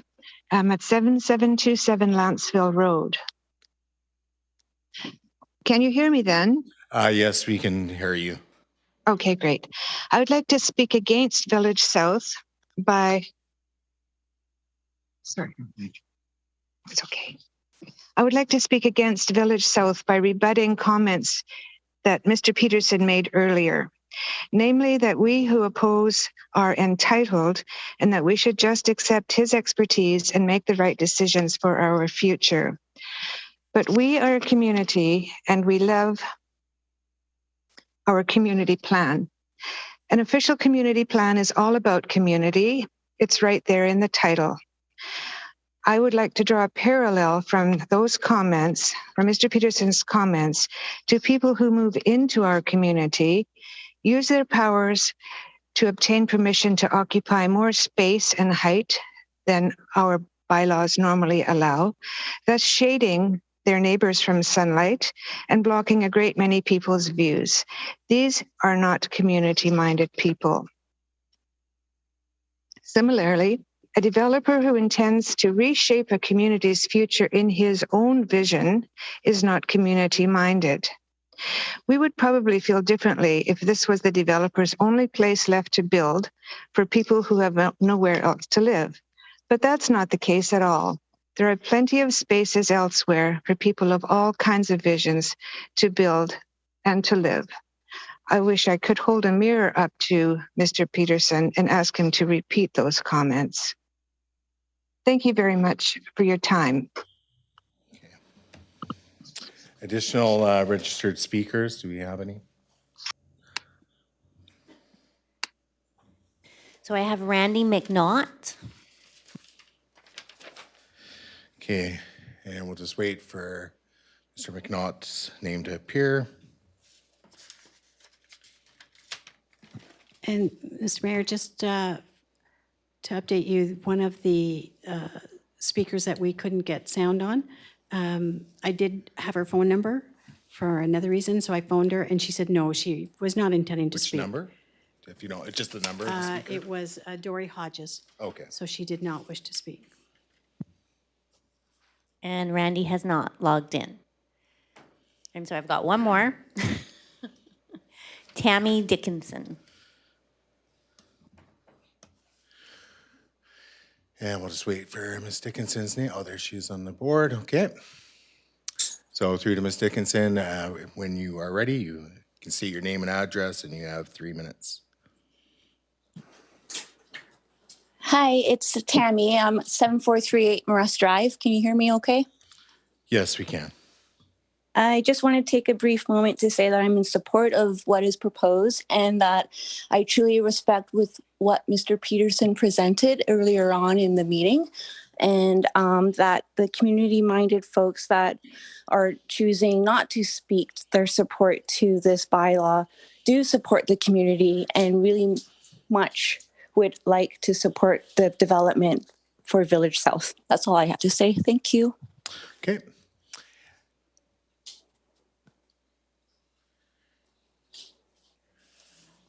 That concludes, okay.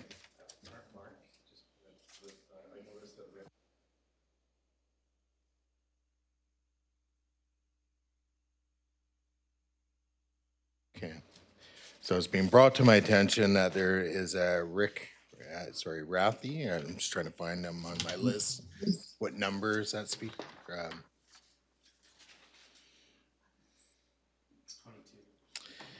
Okay, so Mr. Rathy, I don't know if you're still with us.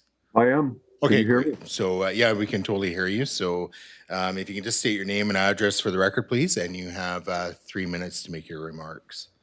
Thank you. My name is Rick Rathy. I reside at 7207 Tremblay Road. Thank you, everyone, for hosting this situation here.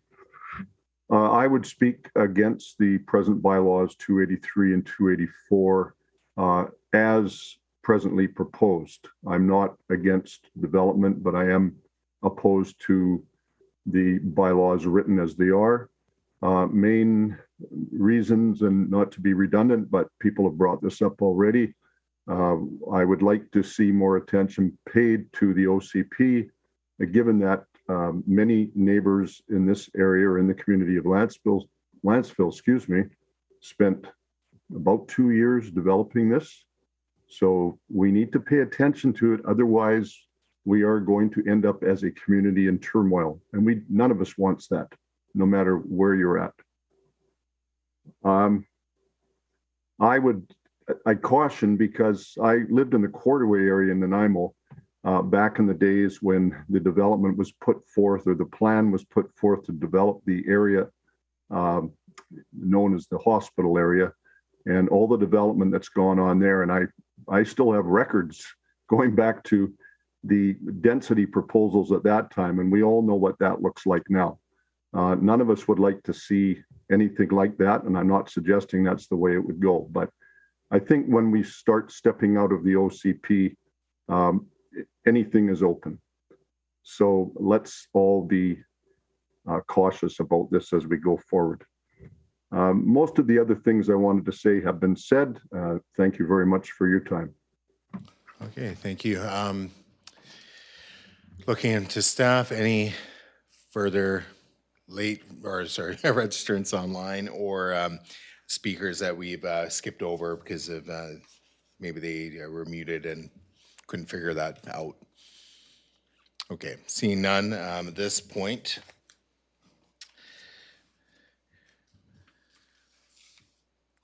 We will shift to those registered in the council chambers. And I'll need a speakers list.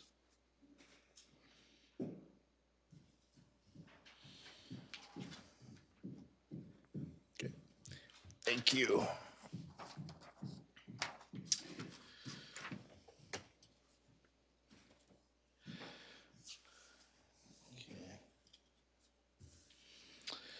All right.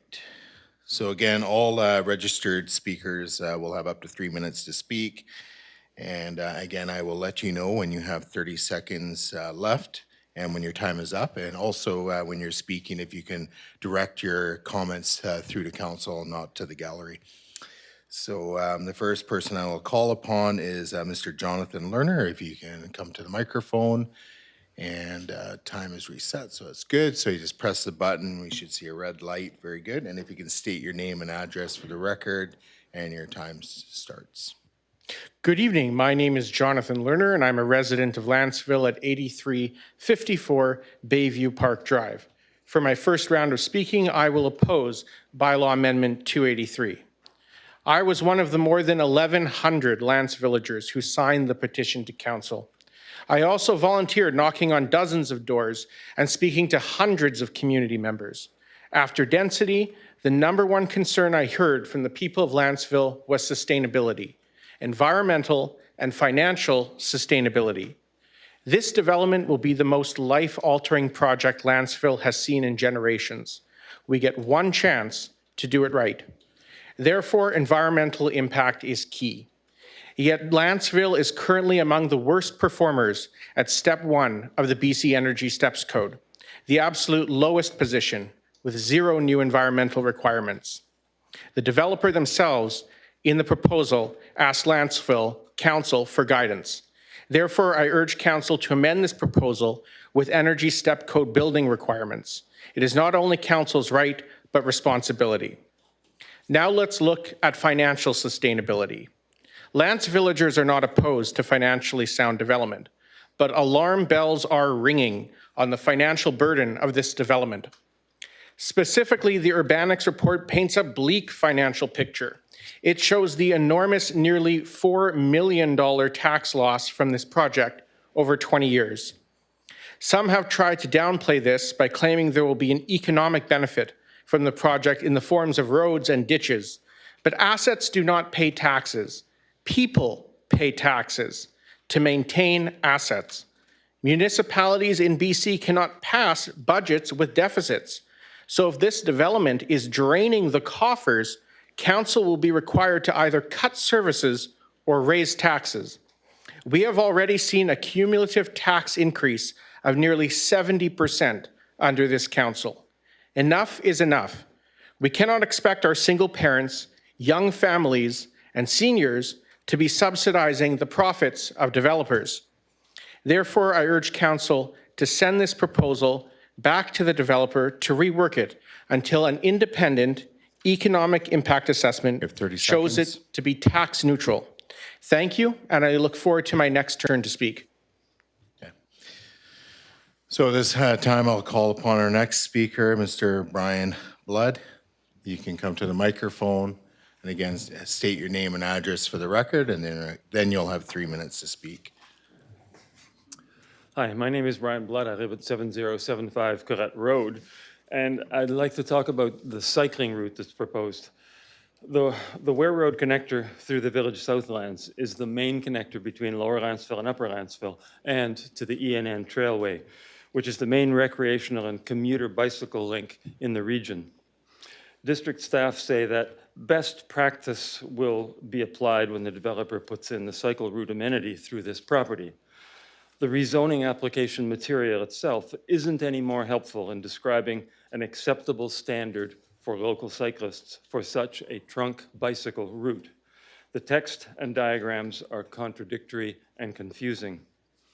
74 cyclists are identified as having been killed instantly in Canada in 2020, and countless others received serious injuries. I say instantly because there are no reliable police report stats for those who die later of those injuries, according to StatsCan. Most of these deaths occur where motor vehicles and bicycles are forced to share the roadway. Injuries and deaths also occur where bicycles are inadequately separated from pedestrians and motor vehicles, creating a false sense of security with painted lines. The Ware Road route, the single most important trunk bicycle route in the district, must be totally separate from pedestrians and motor vehicle traffic for the safety of everyone to meet local cyclists' best practice. We have one chance to get this right as a developer-funded amenity. Members of council, if you are going to approve this application, would one of you please make an amendment motion for bicycle lanes along Ware Road, one for uphill and one for downhill, physically separated from motor vehicles and pedestrians. Thank you. And I have a couple more things that I'll do at the other round. You'll have additional opportunities to speak if that's what you choose to do. So I'll call upon our next speaker, Ms. Susan Cormie. And again, state your name and address for the record, and then you'll have 3 minutes. Susan Cormie, 7130 Sebastian Road. Mayor and Council, I can think of numerous valid reasons why Council should deny these applications. An inadequate public consultation process, for one. The lack of details concerning the proposal in order for Council to make an informed decision, for another. Please don't think that all these details, the nuts and bolts, can be taken care of later. That's an approach. That's a recipe for disaster. Council needs to know all the details up front in order to make an informed decision, and you have not seen those details. And these are just two excellent reasons to deny these amendment bylaws. There are many, many others. But I'm going to focus on some of the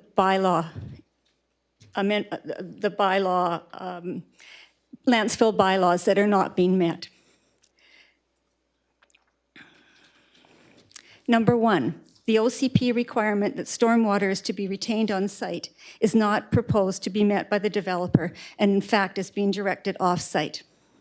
Number two, the OCP requirement that 22% parkland be dedicated is not being met. The percentage of parkland is below this requirement. Parkland should be calculated based on the gross area of the property as set out in the Local Government Act, not on the net area as the developer is proposing. And while we're on the topic of parkland, Council also needs to reconsider the proposed location of park, as it is proposed to be located in a wetland with extremely limited and expensive building capacity, if there's any chance of ever building on the site. Is this really the best we can do? I think we can do better.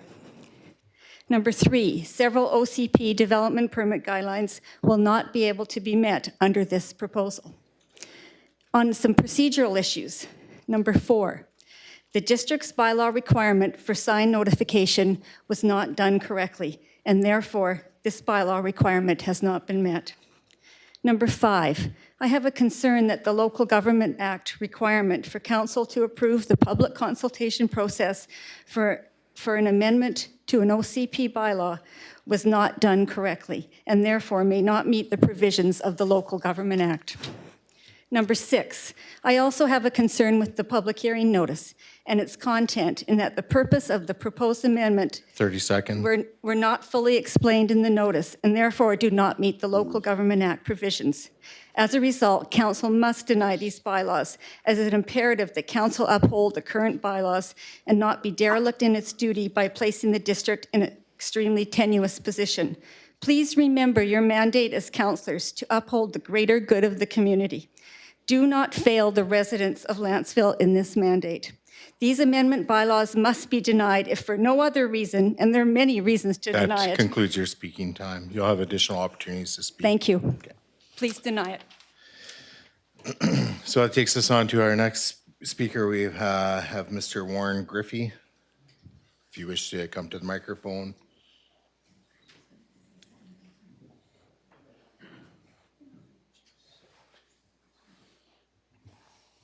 And again, just state your name and address for the record, and you'll have 3 minutes.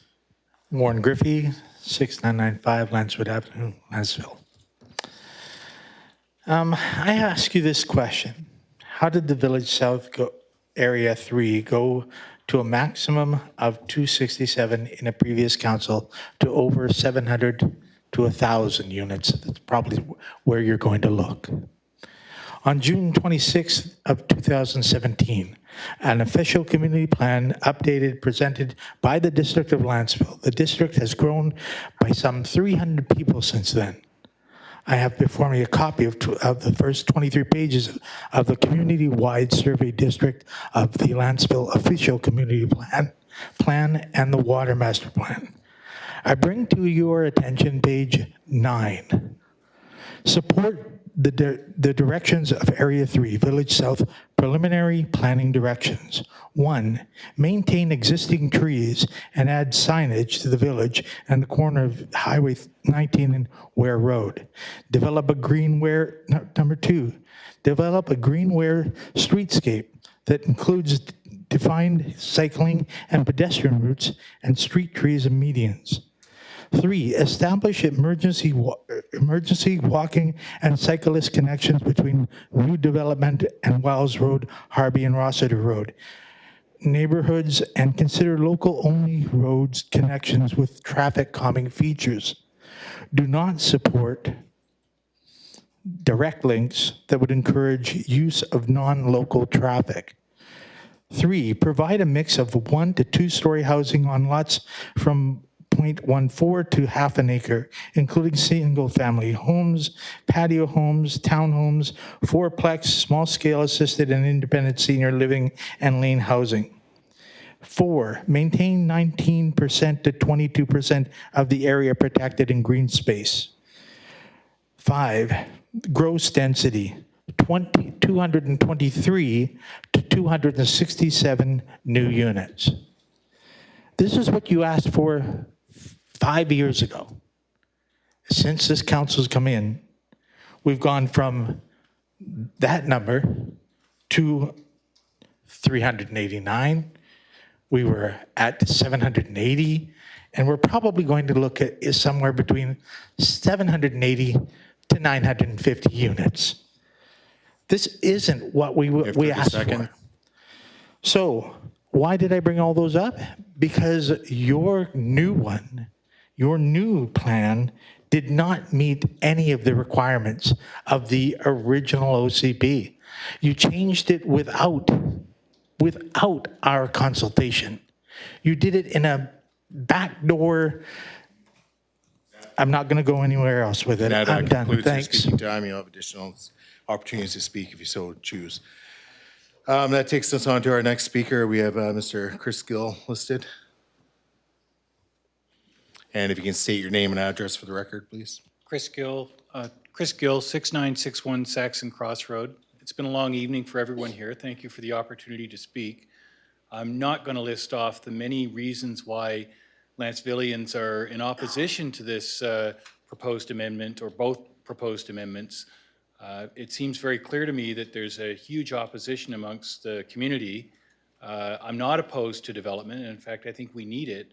But I think that a community plan was developed with consultation and thought, and I do think that it should be followed rather than amended based on information that may or may not be correct being provided by not all sources. So I don't have much more to say other than it just seems to me as a resident, and I've been a long-term resident in Lantzville, that the community is really not in favor of what is being proposed, and I think that council should strongly consider that. I think in a democratic world, we need to really consider the will of the people and the good of the people rather than maybe a few. Thank you. That's all I have to say. Yeah, thank you. The next speaker listed is Mr. Neil Smith.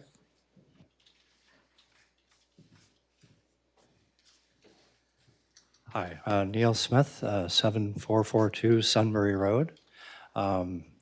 Thank you, Mayor and Council, for having us tonight. My main points, I think I've been here for 30 years. I've watched change happen moderately and sometimes aggressively in the community, but I've always welcomed change. I've often welcomed very thoughtful change. But this past 3 years has been the most disturbing and disruptive years of my watching council. It has been absolutely, I could say, both frustrating, humiliating. It's been embarrassing for me to talk with other people from other communities. My work in the last decades has been that of an organizational consultant, working with strategic planning and organizational change in communities. I worked with Saanich, Victoria, worked with Parksville, worked with a number of Vancouver Island communities.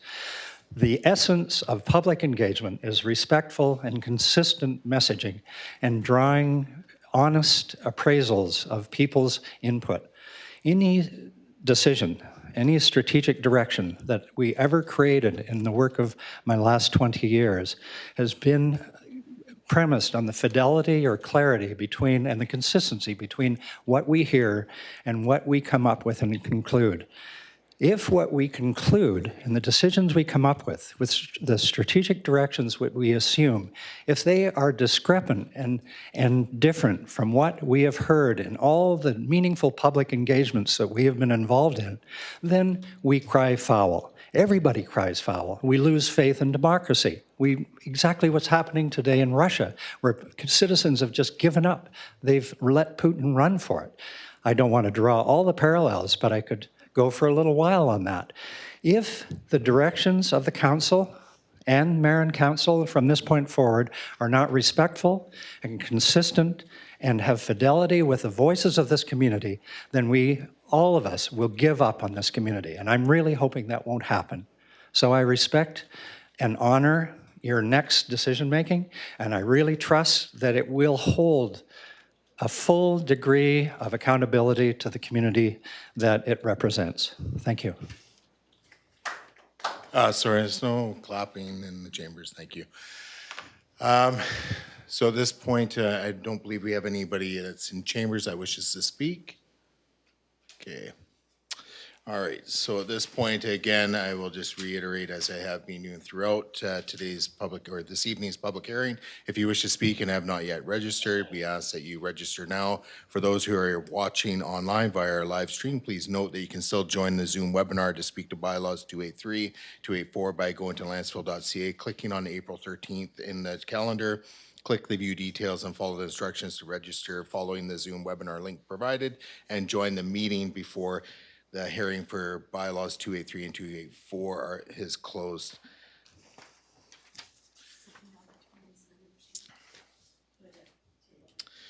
So at this time, I will be calling for a second time for persons registered remotely and in council chamber who have new information to present and wish to speak again.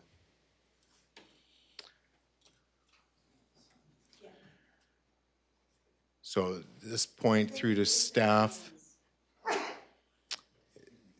is there?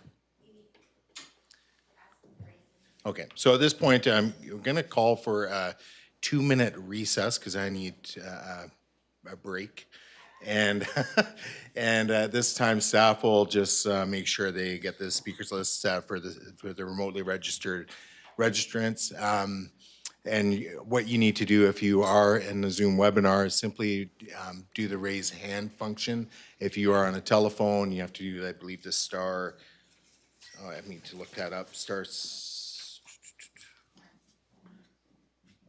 9. So if you're on a telephone, use star 9 to do the raise hand function. So we'll be back at it in about 2 minutes.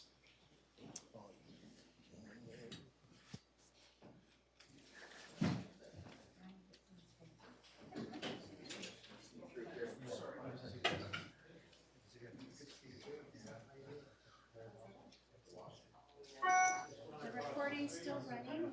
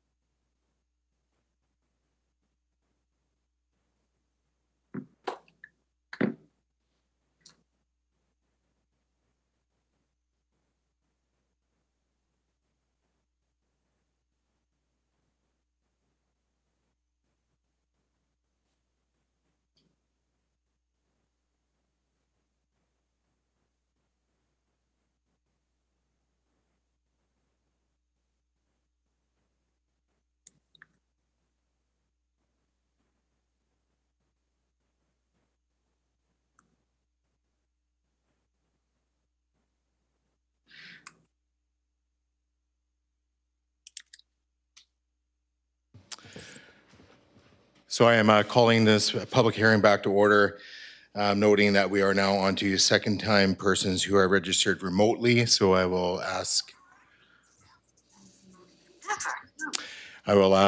staff to call upon the next speaker, please. 24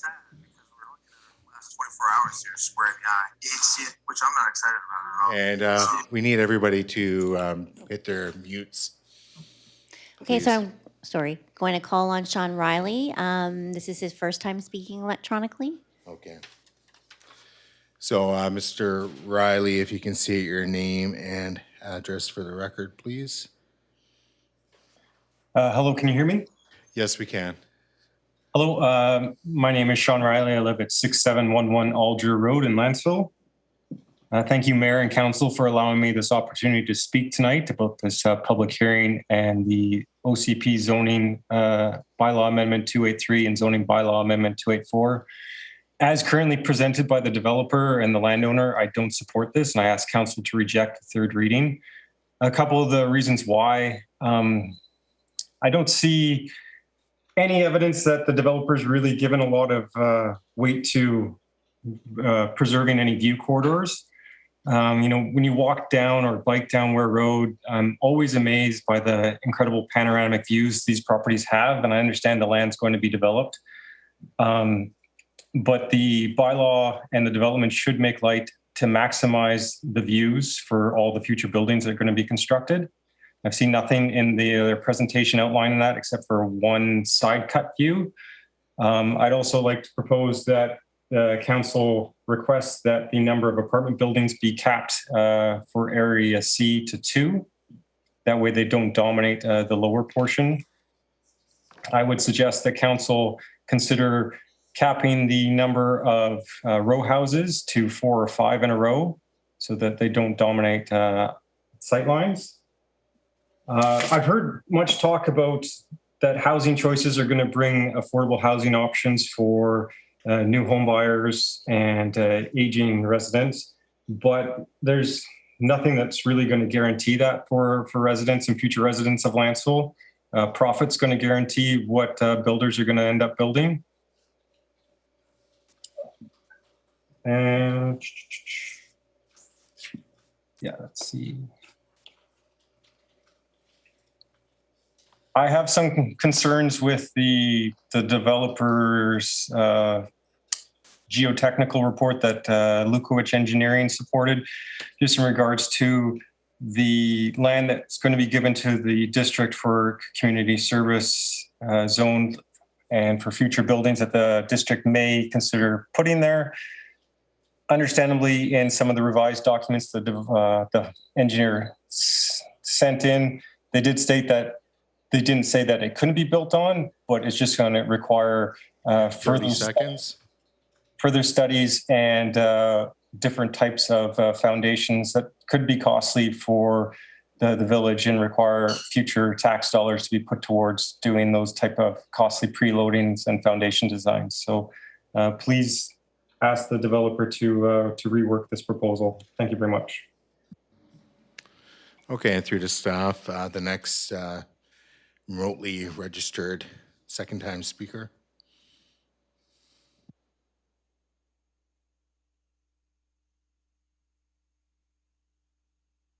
So the next speaker will be Joan Jones. And I think we might have someone with their microphone. Thank you. Are you able to hear me? Yes, we are. So just state your name and address for the record, please. My name is Joan Jones. I live at 7255 Ellesmere Drive. I am speaking against the proposed amendments for bylaws 283 and 284. To begin, I wish to bring to Council's attention a concern regarding procedure and signage. Please note for the record that there is no signage on Village South Lantzville Project's property that gives notice for the date and time of this public hearing. I wish to address the district's financial plans and the potentially huge increases in the budget that will likely be covered with increases in our property taxes.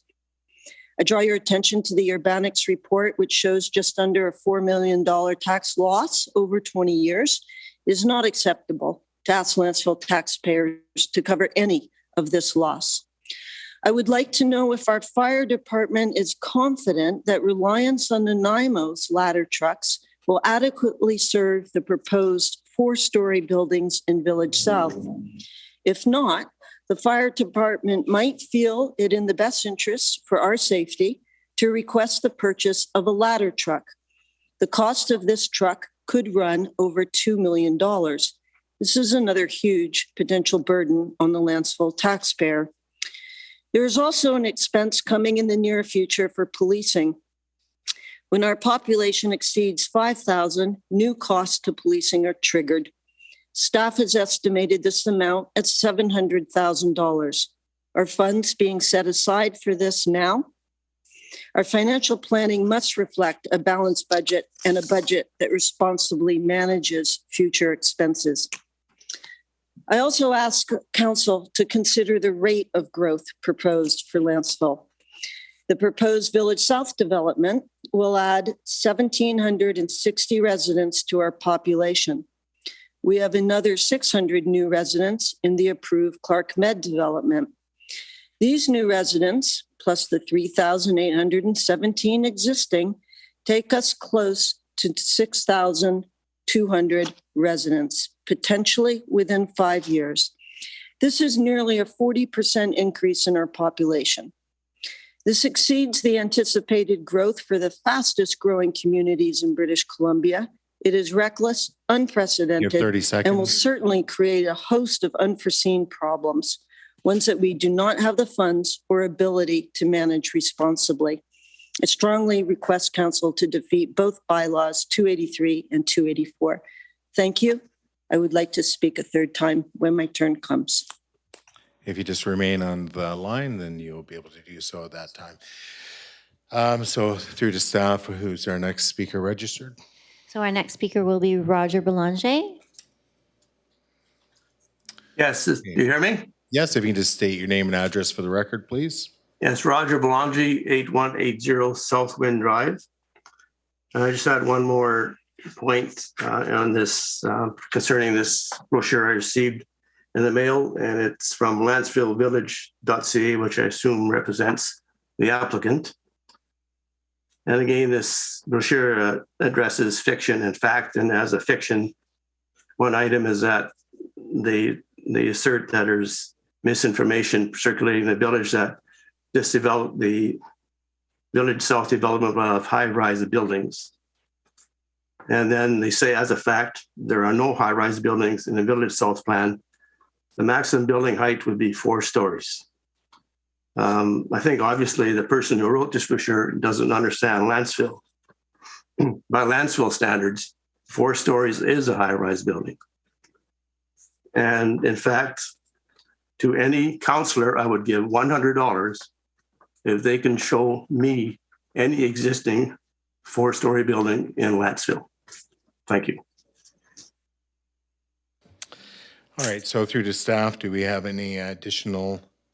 Well, actually, it looks like we do by the number of yellow hands on my screen. So the next speaker will be Hans Larson. okay, Mr. Larson, where are you there?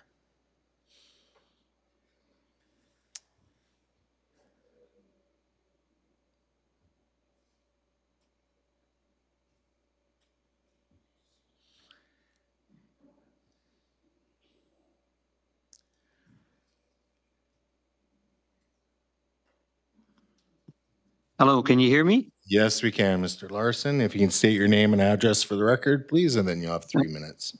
Okay, again, my name is Hans Larson. I live at 7010 Owen Road, and I'm speaking on behalf of my wife and myself in opposition, strong opposition to the bylaws being discussed tonight.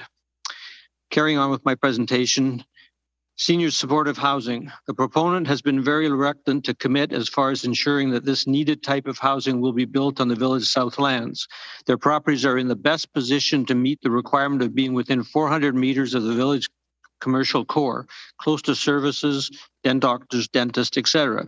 Could it be that in spite of the up to 100 free density units if built on Village South lands within the 400 meters, that they don't want to compete with their proposed or submitted and affiliated Ryland Seniors facility at Lantzville Road and Shook Roads?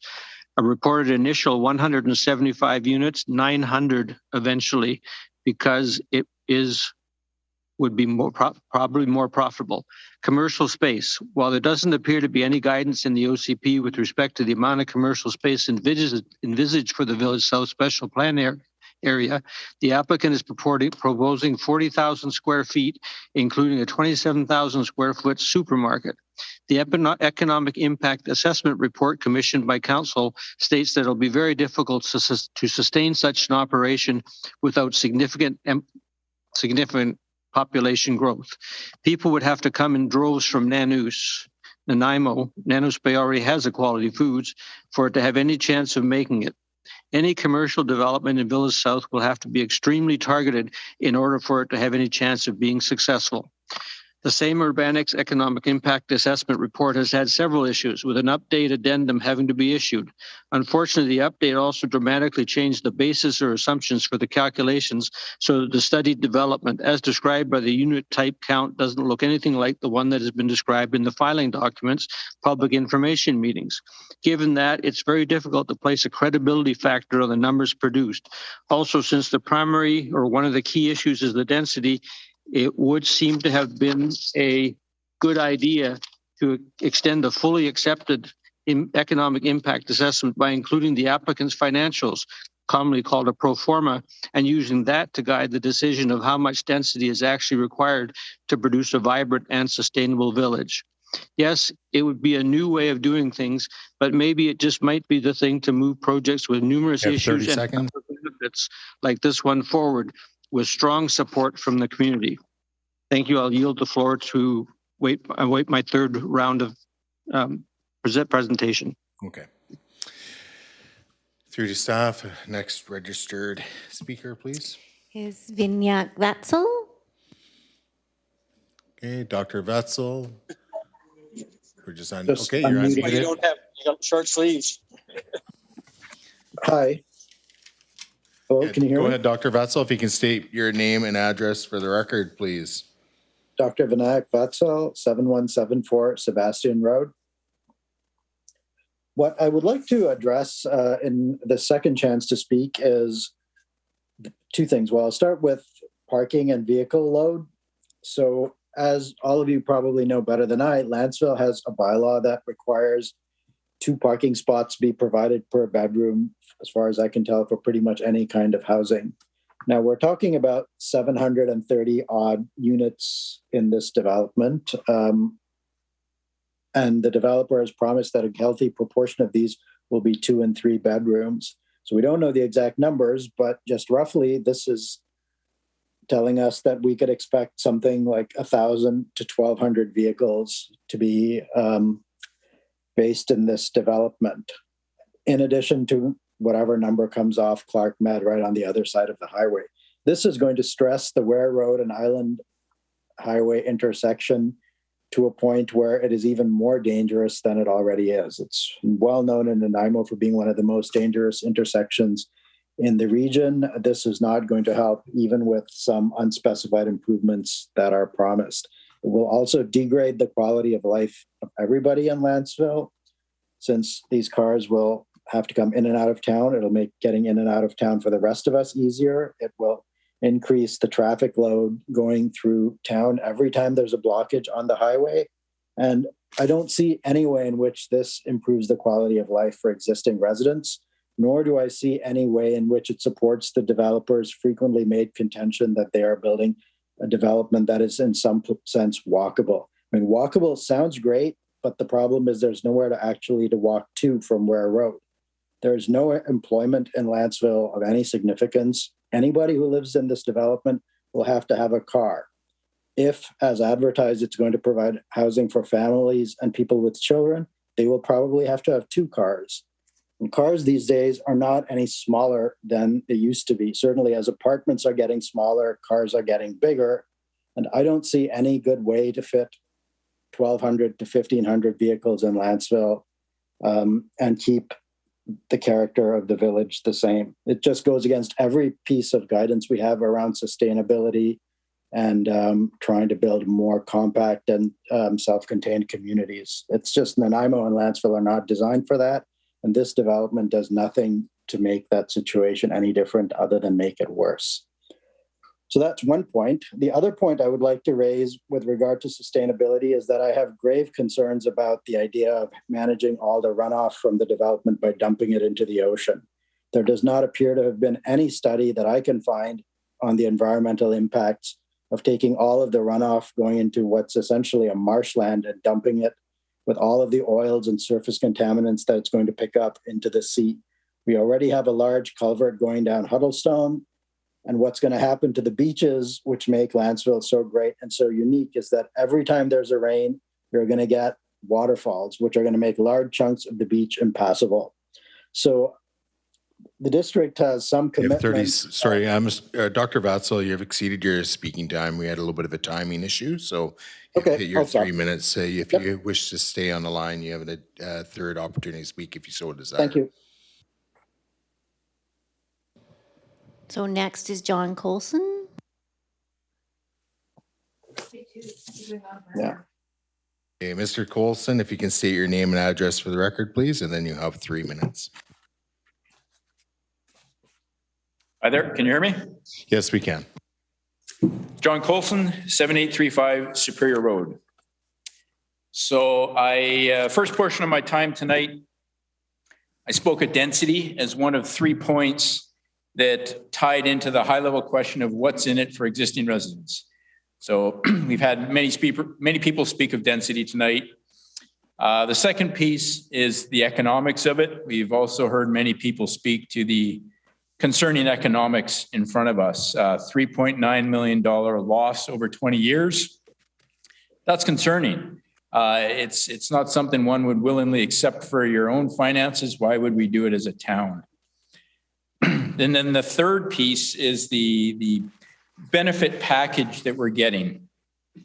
I think generally towns are used to getting, I would say, junk land for park. That's a little bit coarse to use that term, but it's not surprising. Unbuildable land is often dedicated as part of a park, which can be fine. In this case, though, we've heard some people speak to the issues around the calculation for this particular application and how it's not in conformance with some of the other developments or our own policies. The other one, though, is also other speakers have talked about is the land we're getting for a community center, for the grocery store, and so forth. Unfavorable land is what the engineering report said. And then you get into the further language in the engineering report, and it speaks to raft slabs, helical piles, and so forth, driven steel piles. These are not inexpensive things.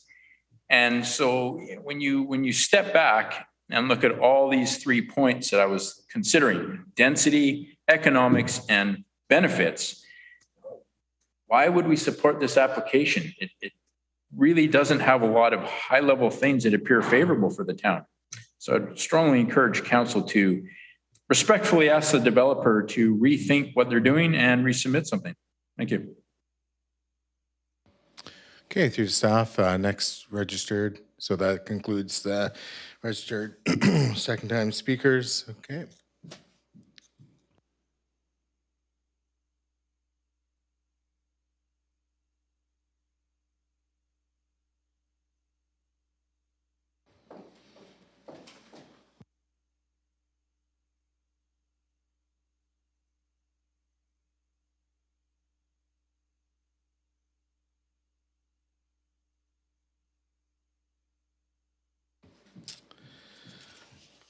Okay, at this time, I will be calling for the second time persons registered in the council chamber who have new information to present and wish to speak again. So the first person I have listed is Mr. Jonathan Lerner. You may come to the microphone. Just make sure it goes red and state your name and address for the record, and you'll have 3 minutes. Good evening. My name is Jonathan Lerner, and I'm a resident of Lantzville at 8354 Bayview Park Drive. I will now speak in opposition to proposed bylaw amendment 284 zoning. In particular, I wish to draw attention to major issues regarding the zoning of future special plan area for community service outlined in Schedule 2. At first glance, this may look like a nice little patch of land for future community service buildings, but further investigation reveals trouble lurking below the surface, literally. The geotechnical report is abundantly clear that this area of land is unfavorable for building. In other words, this area being received by the district under this proposal will either have to sit empty or be massively re-engineered at enormous cost to the taxpayers in order to build the community services, a completely unacceptable scenario. I don't blame the developer for wanting to offload unfavorable land, but it is the job of council to advocate for the citizens and taxpayers. Why would council accept borderline useless land for their constituents? Why wouldn't council advocate for the people they are hired to represent? Therefore, I urge council to reject this zoning and send it back to the developer to fix this massive problem. I have yet to meet a single person in Lantzville who is against development of Village South, but I have met hundreds of Lantzvillagers who want responsible and reasonable development where the taxpayers do not get the raw end of the deal. There has been so much spin, negativity, and even personal attacks against those who simply want Village South to be a positive thing for our community. Now is the time for council to stand up and be champions for our community by negotiating a better zoning deal. Thank you, and I look forward to my third turn to speak.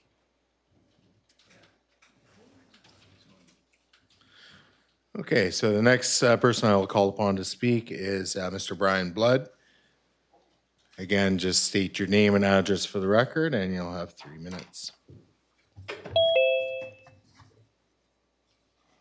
Hi, I'm Brian Blood. I live at 7075 Corrette Road.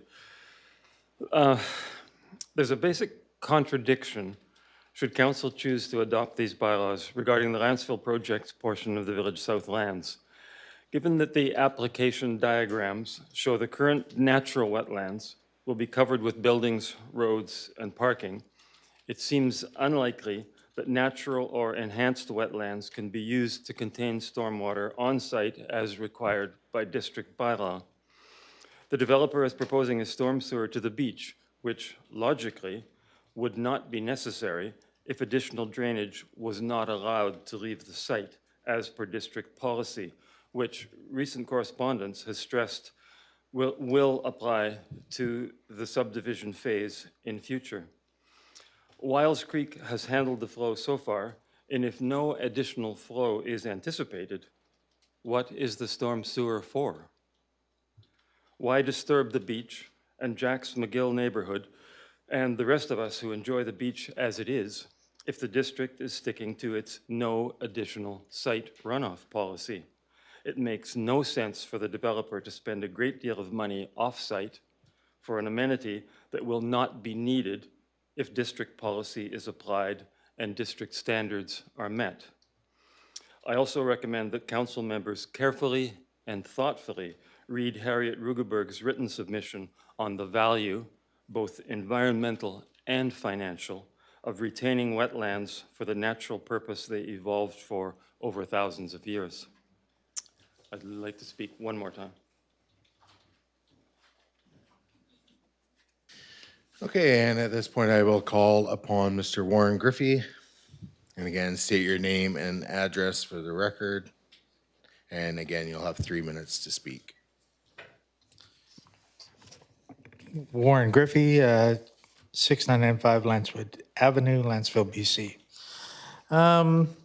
So I just wanted to continue on where I left off regarding the 2017 official community plan and where they were looking and what the respondents were doing. The feedback was out of 523 respondents, 69 supported the directions of the Area 3 South Village, or Village South. A total of 20% support with refinements, and 11 who did not like the direction it was going. So the common themes extracted from it are the lot size concerns were 0.14 acres is too small to maintain a semi-rural character. Suggestions were for a quarter acre minimum or a third acre or higher. the density mixed. Concerns of density was too high and suggestion to cut density by up to 50% to ensure Lantzville is not too city-like. 69, also some suggestions for higher density. 69% did not support that. 11% support with refinements and 20% did not support or did support. So the traffic, there were concerns about through roads connections to existing local roads affecting existing residents. I can go on and on about this. Green space concerns, 19%. All of the trails and their safety and their trail routes. So my question would be is how did we get in 5 years from something that was acceptable to the residents to something that is, for the most part, I'm going to say for the most part, not acceptable to the residents of Lantzville. I just don't understand how it went there. I don't understand because I didn't get anything in the mail that told me that I needed to have these meetings in houses and yeah, let's all come over for coffee. Didn't happen with me, and I know others that didn't happen for either. So I'm just trying to say, I'm not against development. At one point, this was a good idea. Now it's not. Thanks.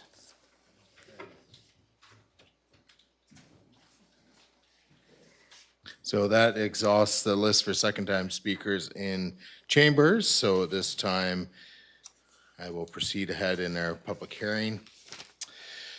So before declaring this public hearing for proposed bylaws 283 and 284 closed, I would like to reiterate that following the close of this hearing, council must not accept or consider further submissions or comments regarding proposed bylaws 283 and 284.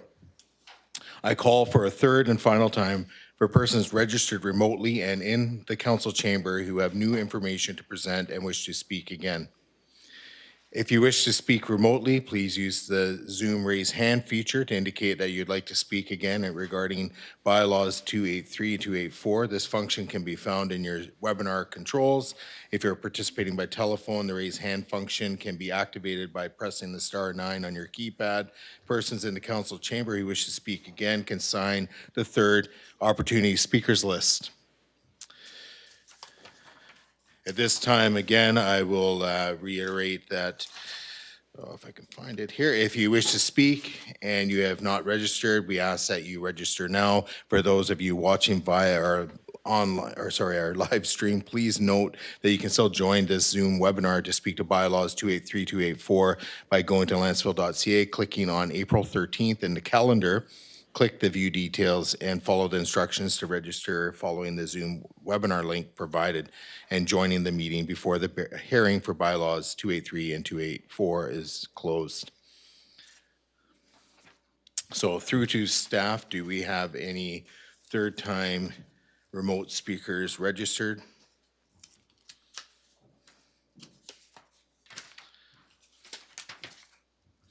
And if we do so, I'll get you to call their names, please. So the first third-time speaker will be Joan Jones.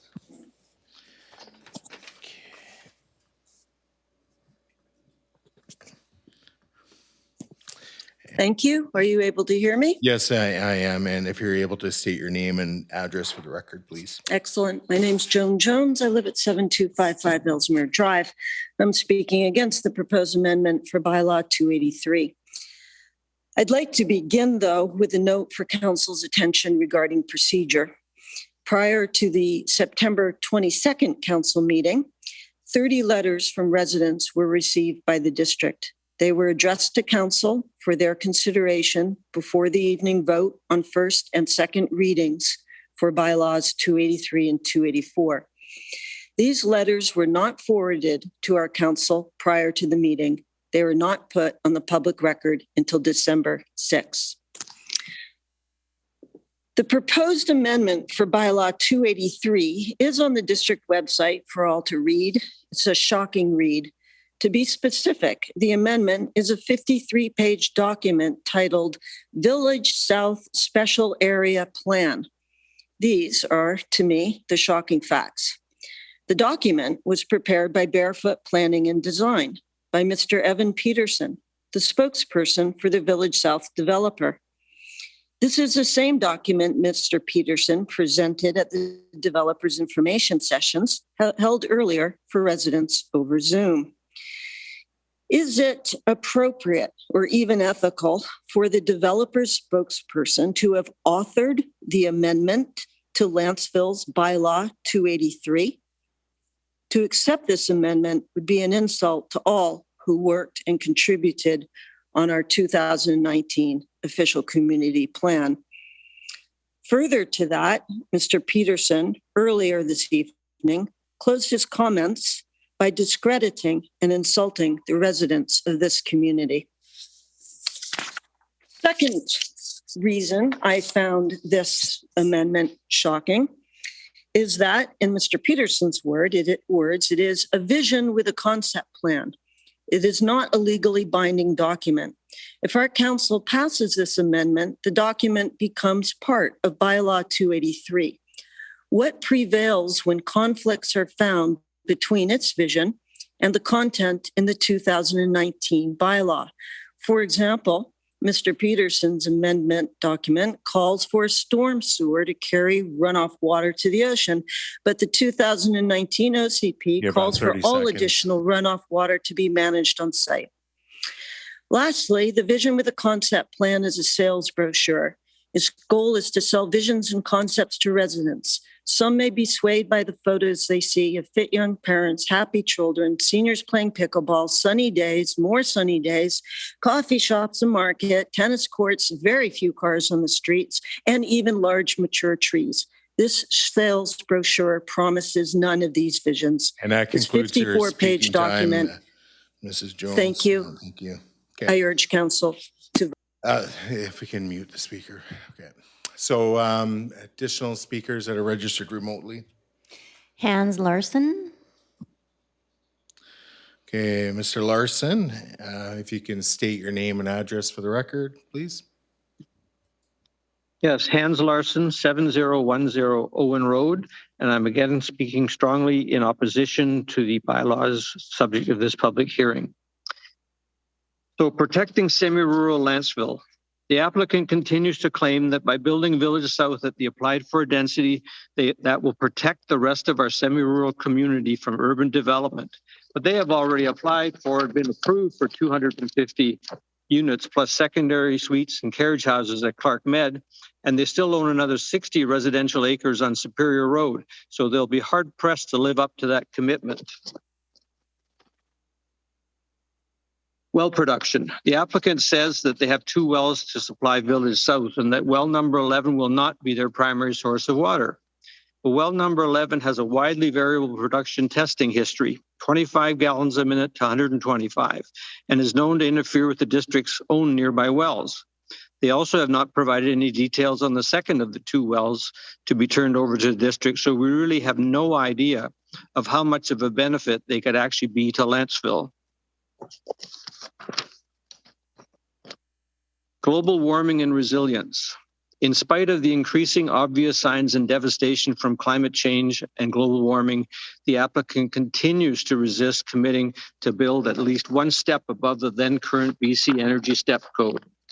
Stormwater management. I'll just make this part brief. The northwest corner was determined as unfavorable ground conditions by the geotechnical consultant with high or very high construction costs in order to mitigate. This is where the community use, new village hall or community center, and the community playing fields amenities are located. So those costs would be on Lantzville taxpayers.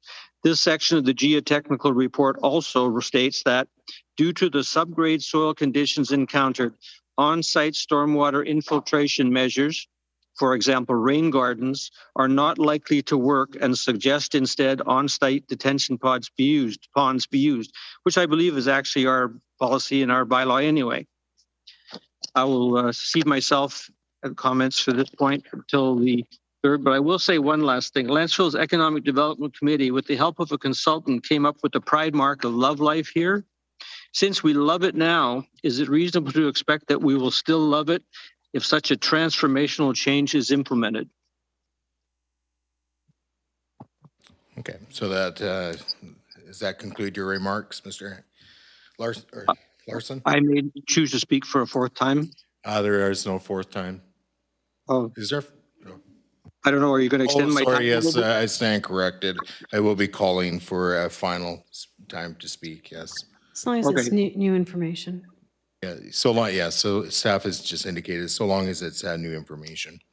Yes, thank you. All right, so through to staff, do we have any additional remotely registered speakers? So we have Mr. Vinyak Vatzel. Okay, Dr. Vatzel, if you can state your name and address for the record, please. Yep, Dr. Vinayak Vatzel, 7174 Sebastian. I will try to be brief and just conclude what I was saying in my last 3 minutes. I'm deeply concerned about the environmental impacts of not having on-site drainage and not having actually measured the runoff prior to development so that any future development can actually be in compliance with the bylaw by not increasing the total runoff. As far as I'm concerned, the bylaw says that runoff will not exceed what was there previously. That appears not to have been measured whatsoever. So I don't see how that promise is in any way meaningful. I'm also generally concerned about the lack of study of the consequences of using the ocean and the waterways of Lantzville as drainage. This is not a problem that's unique to Village South. The Sebastian Road works involved diverting all of the runoff from what was a previously unpaved road into ditches that now flow into Stewart Creek, which has become a much higher creek than it used to be just a couple of years ago before the road works. What some unexplained large scale diversion of water will do over 25 years to the water courses in Lantzville and to the ocean, as far as I'm aware, is completely unknown. And I consider it irresponsible of council to actually approve a project without having commissioned a study as to the consequences of what dumping all of that water and its associated surface contaminants into the sea would be. So I will stop there. Thank you.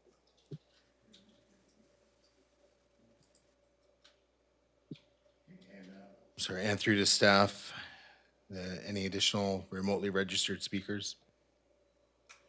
So we have John Little. Okay, Mr. Little, again, name and address for the record, and you'll have 3 minutes. Okay, can you hear me? Yes, we can.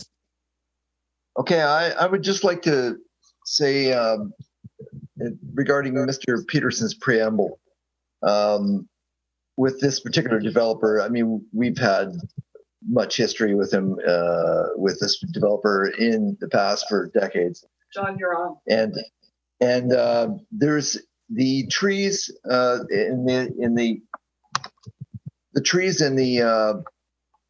that were cut down on Ware Road were, I mean, when that initially started, they left little bits of trees here and there, and we were going, oh well, maybe they're going to do something, and then at the last minute, basically, it all came down all the way right to the school, and which was not surprising. Basically, they want to sell views, and the views are the be all and the end all for this particular developer. And if you wanted to verify that, go to Dover Bay or go to Dover Road and see what they've done there.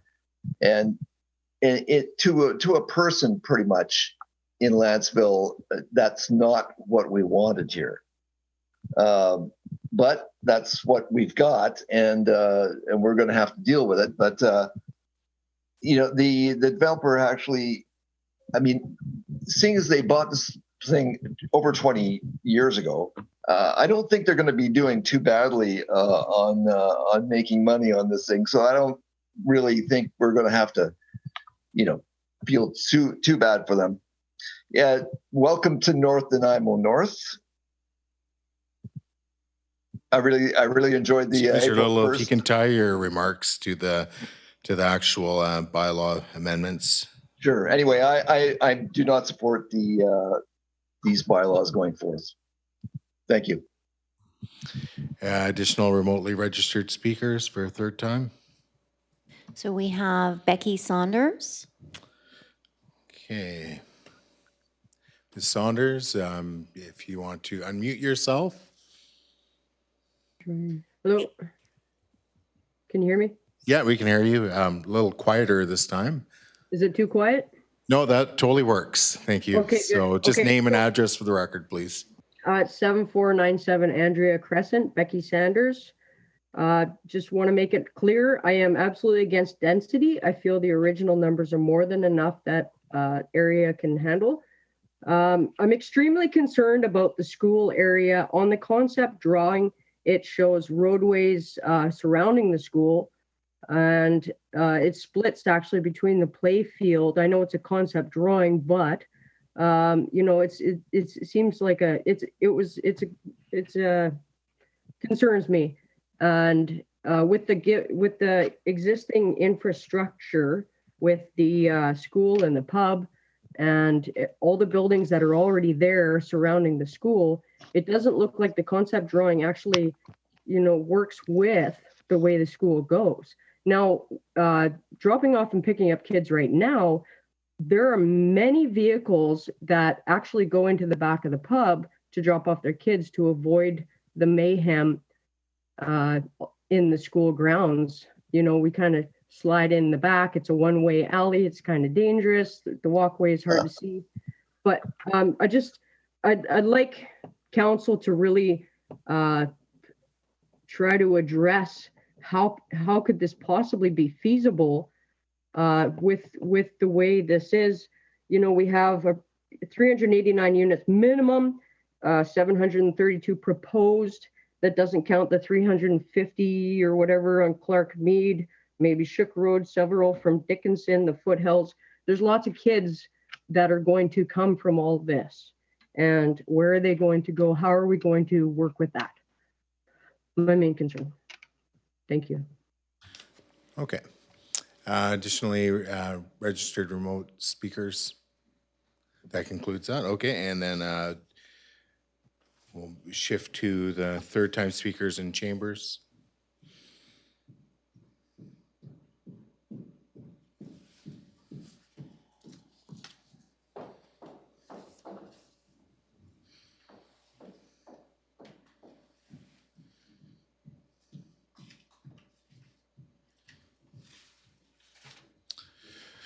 Okay, thank you.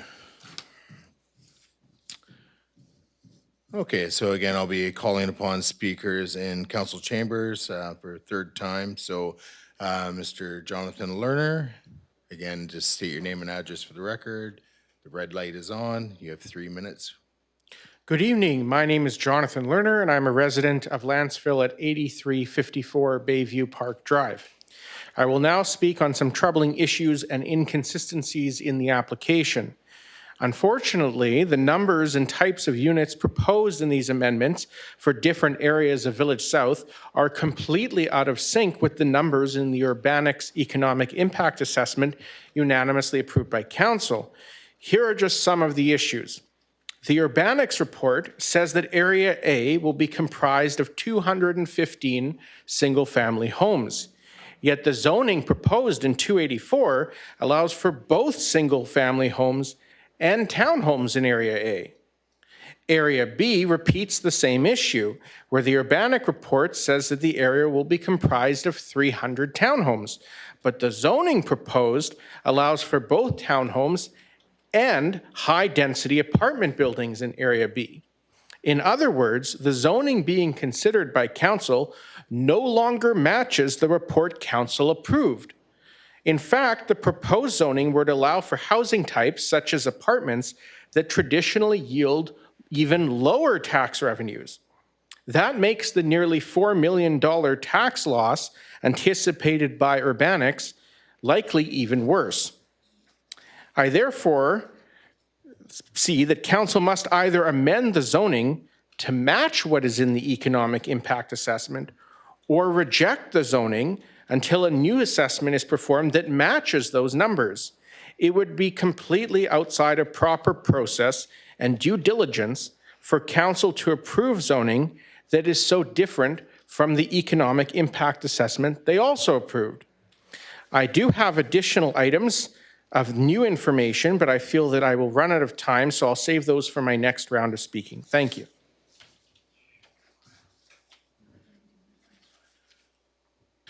And at this time, I'll call upon Mr. Brian Blood.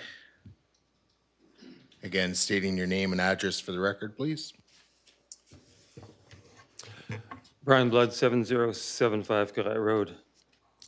I wonder if the gentleman who owns the 49th parallel grocery chain has read the Lukowicz site report for the Village Southlands. It was traditional in the old pre-municipal days for developers to assign the low-value development lands to the district for parks. But this time, it seems the low development lands are being proposed for a supermarket as well as public buildings. Those lands described in the Lukowicz report as unfavorable ground conditions with very soft clay soils with moisture contents at or near their liquid limit. Soils that would be very expensive and even dangerous, and the word dangerous is in there, to build on are not recommended for habitable use for financial reasons in that report. Sure, you can build there if you have enough money. It's been mentioned that these areas are also not conducive to reabsorption of stormwater, so the rain gardens, et cetera, aren't supposed to work. Nevertheless, the developer proposes assigning the most problematic area to the district for its future building needs and the other parcel in the unfavorable lands for the proposed grocery store supermarket that the gentleman from this 49th parallel chain has expressed an interest in. There are 7 major league food retailers within a 10-minute drive. If you're going to risk entering that competitive sector locally, would you want this piece of junk land to build on? The site engineering report discourages building at all and points out that underground parking would be very difficult and expensive. So that means in the unlikely event that a grocery store is built there, it would have surface parking with even more ground cover, which will increase the problematic drainage issues. As it stands, the liability for residents if you approve the public building amenity lands is simply unacceptable, and the proposed location for a grocery store highly improbable. This rezoning application proposal needs a serious redesign. Council members, please amend it or send it back to the drawing board. Thank you.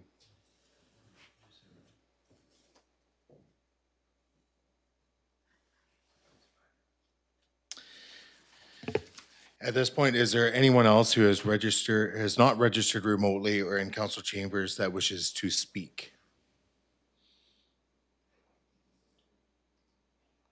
And for those of you who are watching online via our live stream, please note that you can join this Zoom webinar to speak to Bylaws 283-284 by going to lantzville.ca, clicking on April 13th in the calendar, click on View Details and follow the instructions to register following the Zoom webinar link provided and following the meeting now before the hearing for Bylaws 283 and 284 is closed. Those in council chambers who wish to speak can register by signing the speakers list located on the table at the entrance of the council chamber. And just at this point, through to staff, is there anybody that has registered?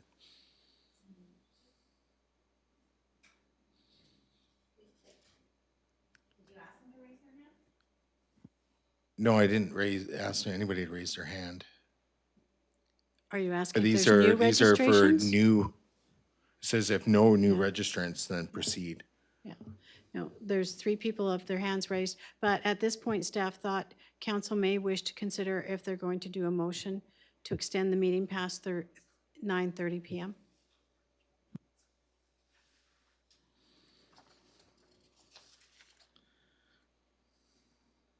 Yeah, so through to council by unanimous consent, if council wishes to extend beyond 9:30.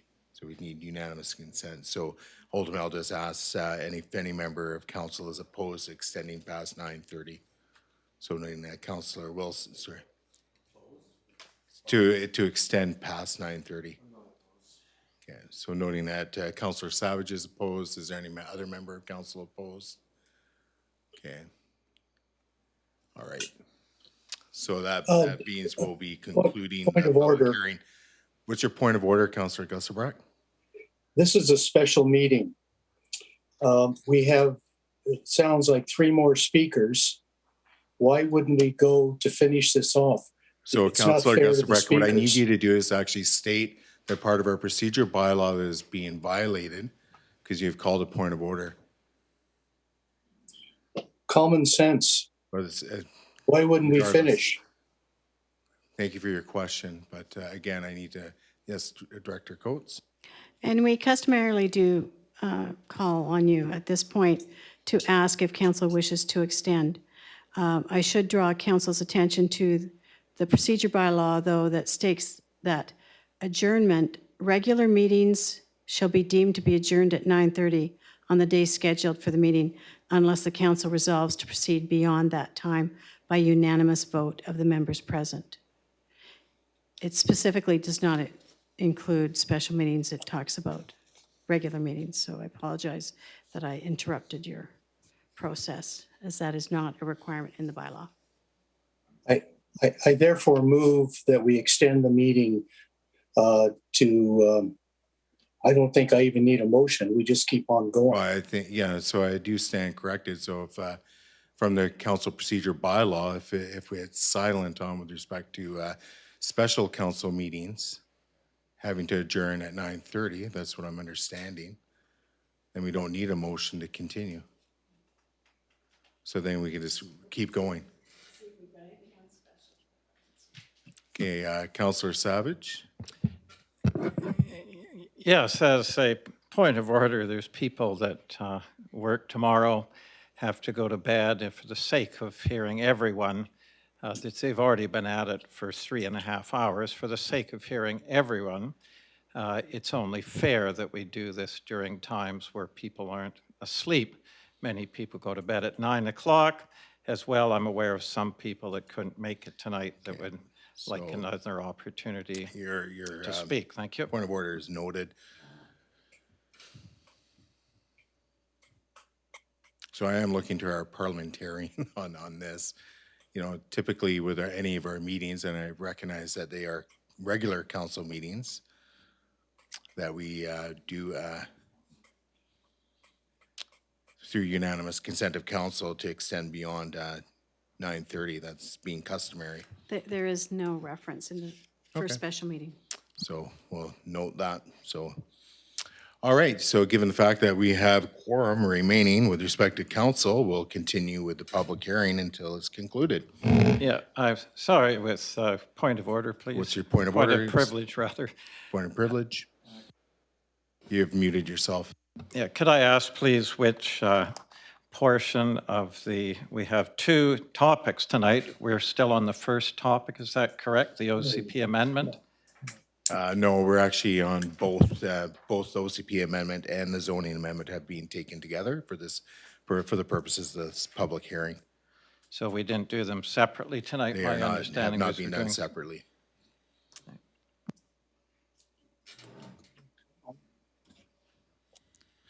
Okay, so we will continue until we lose quorum, I guess. So at this point, again, any additional remotely registered speakers? So we have Joan Jones. Okay. So again, we need to make sure it's new information. And when you're ready. Yes, So name and thank you. address This for the is record. new We have to- information. Yep. Speaking against the bylaws. I Just would name just and like to address again finish for the record, the please. last, I didn't quite have time. I was Sorry, Ms. mentioning Jones, you got to state your name visions and of address large for the record. trees and very few cars and streets. And I'd just like to finish to say that this 54-page document, this proposed amendment, which is also a sales brochure from the developer spokesperson, does not and should not be passed off as our vision for the future. It does not belong in Lantzville's bylaws. I would like to speak just a little bit to the petition, to thank the volunteers, some 20 of them, Lantzville residents who took their time. So, Ms. Jones, I don't know if you can hear me, but you must staggering. speak.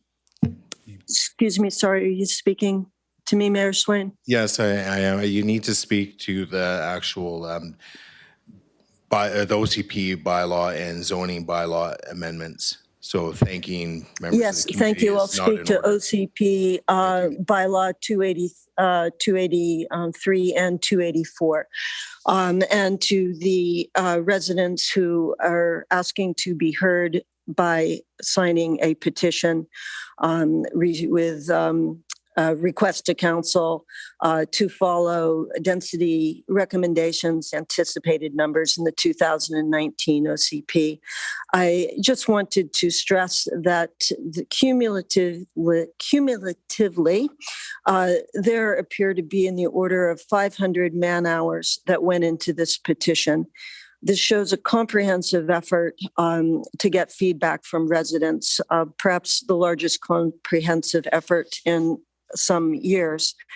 There were about 20 residents we encountered who did not support the petition. We respected their efforts, we respected their opinions. The petition was simple. Residents simply responded to say that they support the development at those numbers that were given in the 2019 OCP. The petition engagement with the comments is significant and it's worthy of respectful consideration by this council. So thank you for that in advance. That is all I have to say. Okay, so we'll call for additional remotely registered speakers. So we have Hans Larson.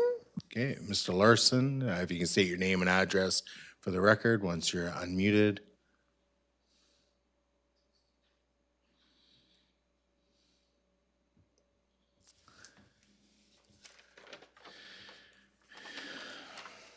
Can you hear me? Yes, we can. So name and address for the record, please, and please limit your remarks to new information. Okay, thank you. My name is Hans Larson, 7010 Owen Road, and I'm speaking on behalf of my spouse and myself in strong opposition to District Lantzville OCP Amendment Bylaw number 283 and Zoning Bylaw Amendment number 284. So policing costs. With Clark Med already approved at 250 units, Village South we're discussing now at a maximum 732 units. The subject of tonight's public hearing, the Ryland Seniors Facility, estimated initially 175 units. We are hurtling towards a big financial hit, $750,000 additional in just the first year when we hit 5,000, guesstimated to happen in 4 to 5 years from now. School enrollments. Recent press releases by School District 68 have informed area residents of planning, which was being done to determine future enrollments and facility needs, but there was no mention of Lantzville and the potential exploding growth here.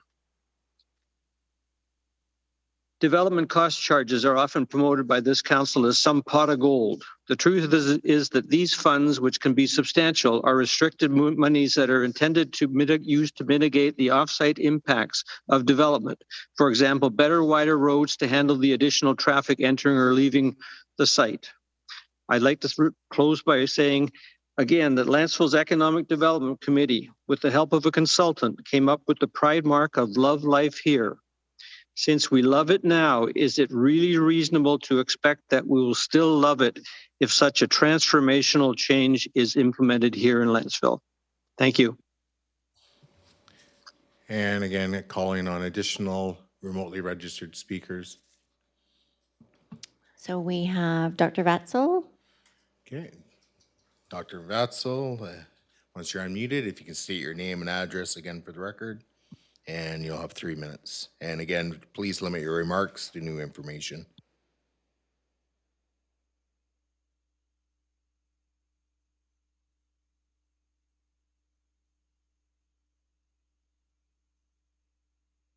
And it appears that you're still muted.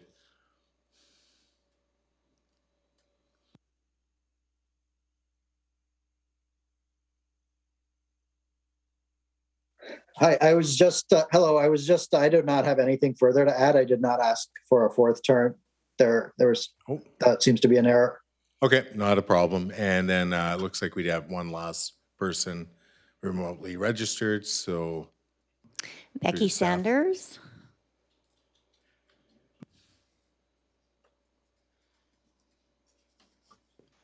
Hello? Yeah, Okay, so I'd just like to touch base. name and address for the record, please, and then you get 3 Becky minutes. Sanders, 7497 Andrea Crescent. I'd like to touch base back to Evan Peterson's comment about the plan being outdated and not good planning principles.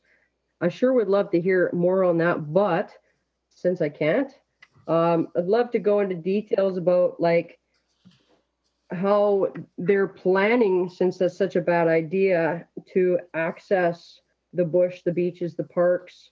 Now with this higher density, we still have drinking water problems. Over 5,000, obviously we have to get over that. So with policing and fires, is there some sort of plan to accommodate those? We've got sewer. Are we going to be able to uphold all these things? The roads are already disintegrating. Ware Road already has a big pothole. We've got stormwater drainage. The geotechnical thing, like they can't deal with the clay. So, you know, we really need to hear a better plan before the citizens of Lantzville can go anywhere with this. Traffic, parking, how are we going to deal with this? We need a plan so that we can make some sort of judgment. I mean, with any sort of small building or any sort of small development, there must be some sort of drawing, blueprints. You know, you'd have a 20-page plan for a small tiny home. So, you know, it just seems a little bit edgy about why they've had 20 years since they even built Ware Road, that they haven't been able to come up with some sort of plan. You know, it just seems fishy. And I think that's where everybody in Lantzville is looking at this going, okay, we can do this. And the 2019 OCP makes sense, you know, but where can we go to look at some plans? Who can we actually talk to find out what the whole deal is? Because it's pretty complicated, you know. So they say they want to do the right thing for the future of the community. How? What are you going to do? 30 seconds. Yeah, I mean, my major thing, I like to use the bush, the beaches, the parks. They're already overridden trying to use the trail between Ware Road and Olds. It's packed on the weekend. It's absolutely jam packed. So what are you going to do about that, Mr. Evan Peterson? Love to hear it. Thank you very much. Okay. Seeing that there's no, sorry, we have, okay, so through to Deputy Director Richardson. I don't see the person, but. We have Brenda McConaughey. Okay. I don't even know. Okay, so Brenda McConaughey, if you can state your name and address for the record, please. Okay, can you hear me? Yes, we can. Okay, my name is Brenda McConaughey. I live at 7347 Lynn Drive in Lantzville. I just want to speak to the two bylaws, 283 and 284, and say I'm speaking in opposition to them. As I sat listening tonight to the many people who took the time as concerned citizens to voice their concerns, I'm also distressed that over 1,100 citizens signed the petition requesting that our council honor the work and intention done by residents to develop an official community plan to control density on our much cherished land. I do not buy the controlled development that the developer is selling as a feature of affordable housing. Nothing will be affordable for our children or people who are trying to buy their first house that's developed in Lantzville. A recent drive through Parksville, Courtenay, and Nanaimo is an indication of what higher density could look like in Lantzville, and that saddens me immensely as that could be a possibility for Lantzville's future.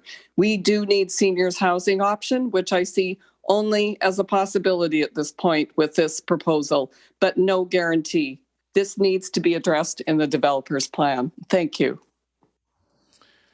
And through the staff, any remaining remotely registered participants? Okay, seeing none, I will call for a final time for in chambers, okay?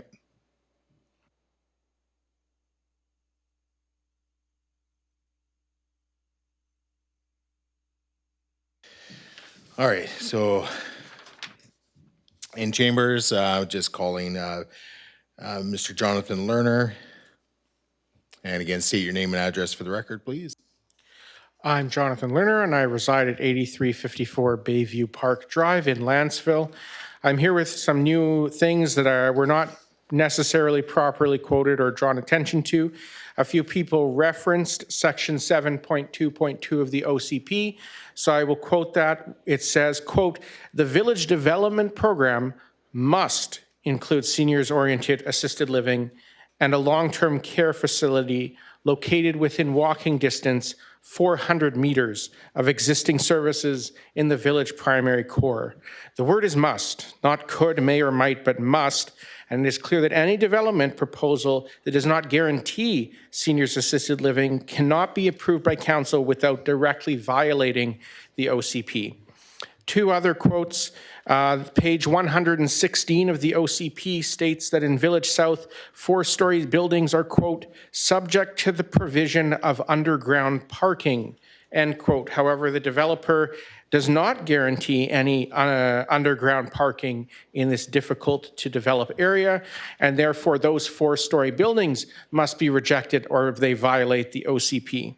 The OCP also says that appropriate parking standards must be developed so that road networks are not dominated or cluttered with on-street parking, yet the Urbanics report indicates only 1.1 parking spaces as an average for each unit, which is not adequate at all for multi-car families, home-based businesses, shoppers expected to visit this commercial core, visitors to the residence, and therefore it also violates the OCP.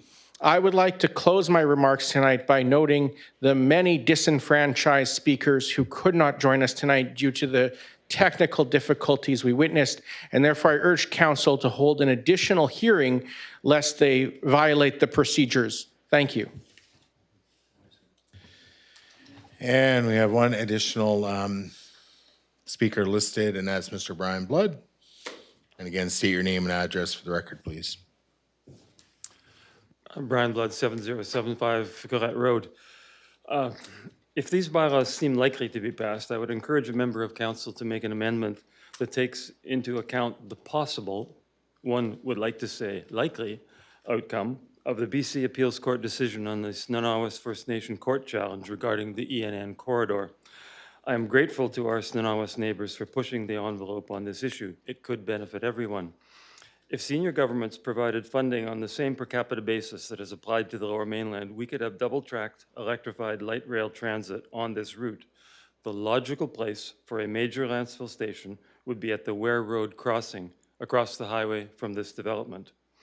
It would be a counterproductive error in planning if higher densities near the village center were cast in stone and then light rail was approved. I believe light rail is a likely possibility because we know that all the levels of government are informed about it and they're not saying a word. Transit requires population density to be successful. Think of Burnaby and the SkyTrain stations. Not that we would have that kind of density, but the higher densities proposed in the OCP should be located near a light rail station, and we may know of this outcome in a few months' time. Vancouver Island is approaching 900,000 population, most of which is strung along the ENN corridor like an elongated suburban entity. A fraction of the subsidies granted to SkyTrain would make this project feasible. It's our turn. As a municipality, please don't commit us to badly located population density that would miss the train, so to speak. Please amend the application if that is what it would take to ensure the flexibility to create density where it would support light rail, if, one hopes when, it comes to pass. This applies to Clark Med as well. Thank you.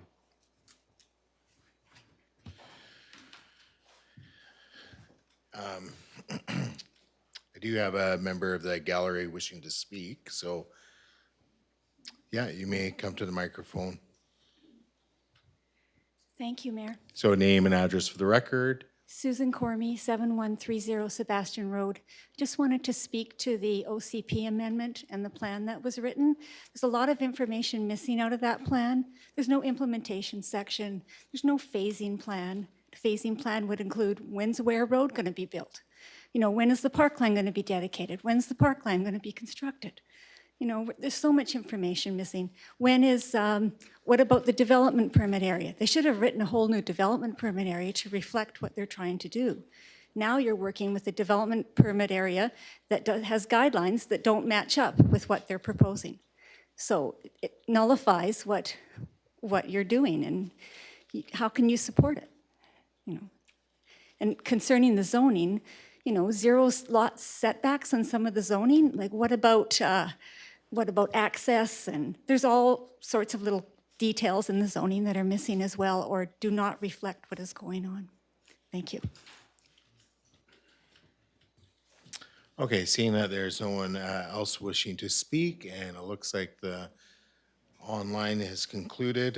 So at this point, seeing that no one wishes to speak, I declare the public hearing for District of Lantzville Official Community Plan Bylaw number 150, 2019, amendment, open bracket, Village South Special Planning Area Plan, closed bracket bylaw number 283, 2021, and District of Lantzville zoning bylaw number 180, 2020, amendment, open bracket, Village South Special Planning Area Plan Zone, closed bracket bylaw number 284, 2021.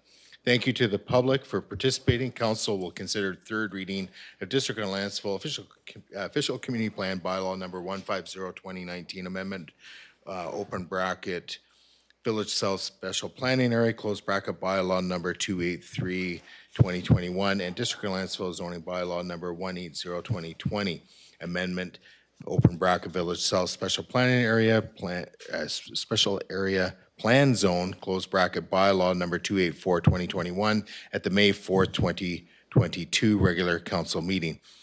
At this point, this concludes the public hearing. And just to remind everyone, before you leave, again, council must not accept or consider further submissions or comments regarding proposed bylaws 283 and 284. If you have questions, please direct them to staff. At this point, I'll turn council's attention to the this evening's agenda, and we are on to item 4, which is adjournment. So having concluded the public hearing, I declare this public hearing adjourned. Thank you, everybody, for attending.